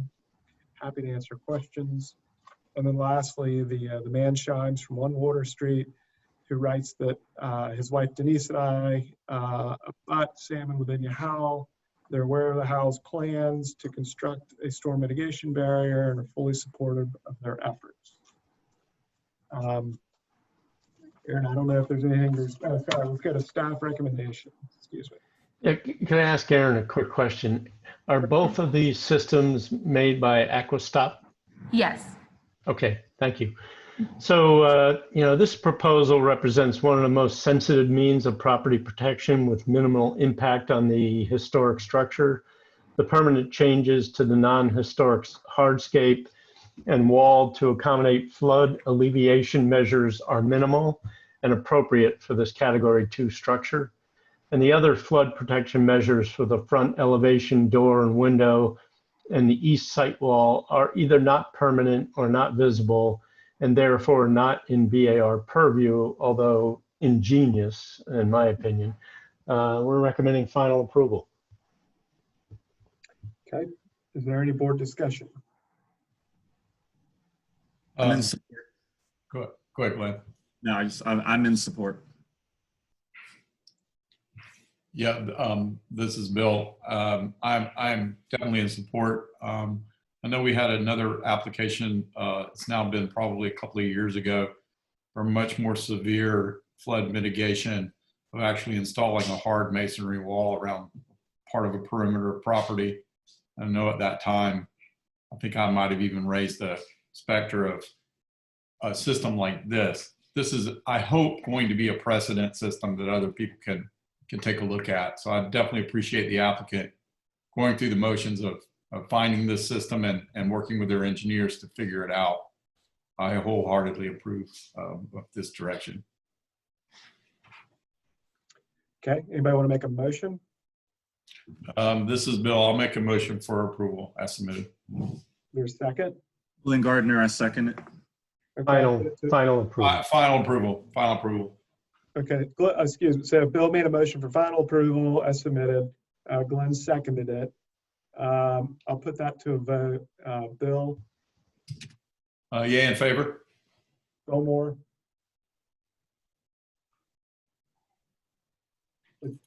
Did he come back? Billmore's recused on this one. He's recused on this one, I'm sorry. Glenn? Yay in favor? Chair votes yay in favor. Motion passes unanimously. Thank you. Thank you. All right, the last one then would be 8 Trumbo. Yeah, let's wrap it all up with 8 Trumbo Street, requesting final approval for the elevation of an existing dwelling, Category 4 structure in Charleston Village, pre-1888 in the Old and Historic District. So this is the building here on Trumbo near Trapman Street. An existing photo of the building and some context photos to Trumbo Street we're looking at here. And again, the Sanborn maps that peg the age for us. And with that, I'm going to turn it over to the applicant for their presentation. All right, Erin Lanier with Julia Martin Architects. This is our last project this evening to elevate this historic residence.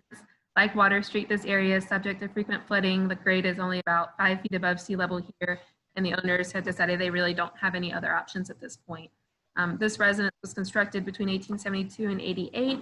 It's one of 5 tenements, of which 4 remain. And while they all share the same general form, 2 of the houses have 1-story piazzas and 2 have had theirs removed, including number 8. So sister houses in a sense, but not truly identical. Next page, please. These are some context photos of the area. The street certainly has an eclectic mix of historic and mid-century homes, as well as some elevated historic buildings and new construction. The sisters are there along the top, and this would be the first one to be elevated. Next page, please. These are some existing conditions photos. This is a wood frame structure, 1 room wide with a series of post-1955 additions at the rear. The owner is an avid gardener, so we're trying to maintain as much of her garden space as possible in addition to their 1 parking space at the front. The bottom right-hand corner shows their modern stucco and CMU garden shed at the very back of the lot that we would be removing as part of this project. And we're also requesting to replace 2 doors with windows. We don't believe either are original to the house, and it would be pretty awkward to try to use all of them in an elevated setting, as you'll see. Next page, please. The form of this house lends itself to a rather straightforward design, but we did study quite a few local precedents, and certainly the entry at 21 Logan is pretty similar to what we have here. We're proposing a traditional stucco foundation and masonry stairs, like you see at 7 New, with stucco risers and brick treads.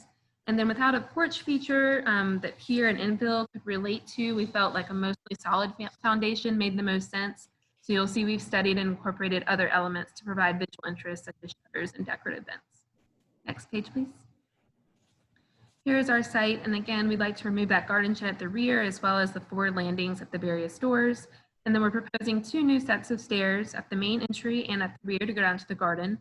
We're also showing a small raised masonry patio at the rear addition at a set of existing French doors, just to give the owners a small outdoor space outside their kitchen. And then a couple of other items to note: the rear of the lot has a 5.5-foot tall CMU and stucco wall that will remain, as well as their HVAC stand in the northeast corner, which will be elevated to meet DFE and screened. Next page, please. I won't go into our foundation plan too much, but we felt fairly confident about our approach to this project, and the staff is pretty overwhelmed with the number of reviews coming in, so we have gone ahead and provided final details. Next page. So moving to the floor plans, we're not making any changes to the interior, but as I mentioned, we're adding 2 sets of stairs at the exterior, as well as the small patio. The stairs at the front are no wider than the landing they have now, so that parking can be maintained, and the patio is no wider than the stair landing, which is 3.6. And then that rear stair should really be minimally, if at all, visible from the street, but would provide access to the garden without really intruding into it. I know the question of trying to reintroduce a piazza here also came up at one point, but for various reasons, we didn't feel that that made sense in this situation. Creating a piazza that actually replicates the sister houses would eliminate their 1 parking spot, as well as much of the garden, both of which are important to the owners and part of why they purchased this property originally. It would also be something of a design challenge and would result in a very tall piazza screen that we think could be kind of awkward, and in this case, not even composed of original fabric. Next page, please. You can skip the second floor plan. So moving on to the elevations, we are elevating to meet DFE, which is 14 feet above mean sea level. So that's about 7.5 feet of foundation. We recognize that's a lot. So particularly at the street front, we really want there to be some visual interest that catches your eye and has detail. So operable shutters serve that purpose well, in our opinion. They provide access under the house and can generously fill that space in a traditional way. We're proposing a 3-coat smooth stucco with a lime wash finish, and then the stairs are nice to step back from the sidewalk and provide a little texture with an iron railing and brick treads. You would never see the rear or north elevation, but we'd remove that shed and add a new door unit that accesses the rear stair. Next page, please. At the west elevation, the front entry landing will have a recessed louvered door, providing storage under the stair for trash cans and the like. And we're asking to modify the door canopy to something that's a little bit more traditional and sort of references the canopies on the piazza screens of the other sisters. The current canopy is obviously not original, it's a little foreign in its detailing. On the front landing, we're introducing a foundation vent that's reminiscent of what you see around town, like we showed on our precedent page. That section of foundation will be behind a site wall and gate, and I know will be densely planted, so it certainly won't be as impactful, but we still want there to be a nice level of detail worthy of a house of this age. Then at the existing French doors, you have the raised patio with the same materials as the stairs, but it's open underneath to provide a little covered area at grade. The owners sort of envisioned having a piece of furniture under there that they could sit under there if needed. We're proposing a set of louvered doors back at the foundation wall under that patio, and then finally the stairs at the rear, which I think will be pretty much hidden. As I mentioned, we're changing 2 doors to windows, as you can see here on either side of the French doors, as it just didn't really make sense to have all of those access points anymore. Next page, please. Finally, the east elevation, really simple. We're just using those decorative vents here as well. And then I'll end with our existing and proposed streetscape. And this will then go into our details, which I won't take everybody through, but if you have any questions, I'd be happy to answer them. Thank you, Erin. Does anybody have any questions? I have one. Sure. Erin, what's happening here are you extending the siding down here? No, the siding should be, so the siding currently goes all the way down to the ground. There's no exposed foundation. So the line where the siding is should be the same at both places, in both situations, the existing and proposed. The dimension from here to there looks less than from here to there, but I want to look at that. Okay. Yeah, I'll check that out. That might be a different condition in the back simply because that's an addition and maybe it does something different back there, but we'll double check that. Our intention is not to pull the siding down. Okay. Thank you. Alex, is there any public comment? No public comment. Okay, how about staff recommendations?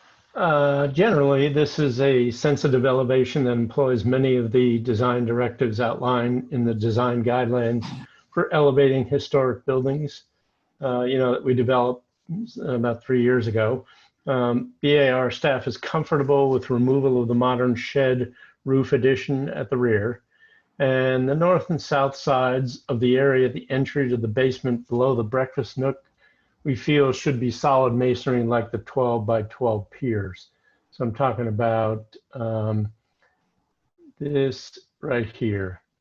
We feel like this solid wall should just wrap around here rather than introducing more louvers. But that's our only condition. So we're recommending final approval with staff conditions noted. Okay. Erin, do you want to say anything in response to staff comment? I guess just related to that one comment. So our intention is for the area under that patio to be open. Like I said, the owners kind of envisioned putting a piece of furniture under there to have a covered space to go under. So we'd prefer to not have it completely closed in. If some kind of nicer screening, on the side, sort of similar to one new were an option. I guess that's the only thing I would add, is that we'd prefer to not kind of create this cavernous hole, is what I'm afraid it would turn into, because those doors are set back at the foundation wall as opposed to being, out front, if that makes any sense. But don't you have, you've got louver doors there. Yeah, and I think the idea there was just, that if they needed to get under the foundation for storage or whatever, they could, but that they wouldn't be regularly used. And so, yeah, they were kind of envisioning putting like a little table or something like that under there that could easily move, I guess, and if they wanted to use the doors. That was kind of the idea. Okay. So I guess I would just say, if we could employ some kind of louvered screening on the sides or something, if you felt like it shouldn't be totally open, that would at least allow like light and air in, that might be preferable, but whatever the board thinks. Okay. Let's go into board discussion. Let's see here. Glenn, I don't think you've kicked something off a little while. Would you mind offering up some comments here? Thank you. I think it's really well thought through. We understand the flooding in this neighborhood on this street. I am, yeah, I'm a little back and forth with regard to the rear, or well, I guess the breakfast nook area. Is that right? Is that what the question is with regard to how that should be infilled? Underneath, it's underneath the breakfast nook. Yeah, yeah. The thing that was throwing me was I'm seeing line work here, so I was thinking they were doing the same sort of louvers over here, and I was suggesting that it be solid rather than louvers. Yeah. But if it's open, that might be okay. Yeah, I think that with the right detailing, and I know, Aaron, compliments to the, to bringing such a high level of detail to the first viewing of this. I think the concept of, like she has the image of, a piece of furniture or something. If you can create a really nicely detailed moment with that opening, I'm in support of that. I think that's just something for them to look at, and I would be completely fine with a bit of a study on a few details like that, and then staff making the final determination of it. Otherwise, I think it's all well conceived, and I completely understand. Any other discussion from the board? Yeah, this is Bill. Yeah, I'm in agreement with staff's recommendations. It's nice to see this happen to the house. This was my wife's great aunt's house, Aunt Theodora. We called her Theedy, and went in the house when she lived there. So nice to see it still doing well. I know Theedy would be proud.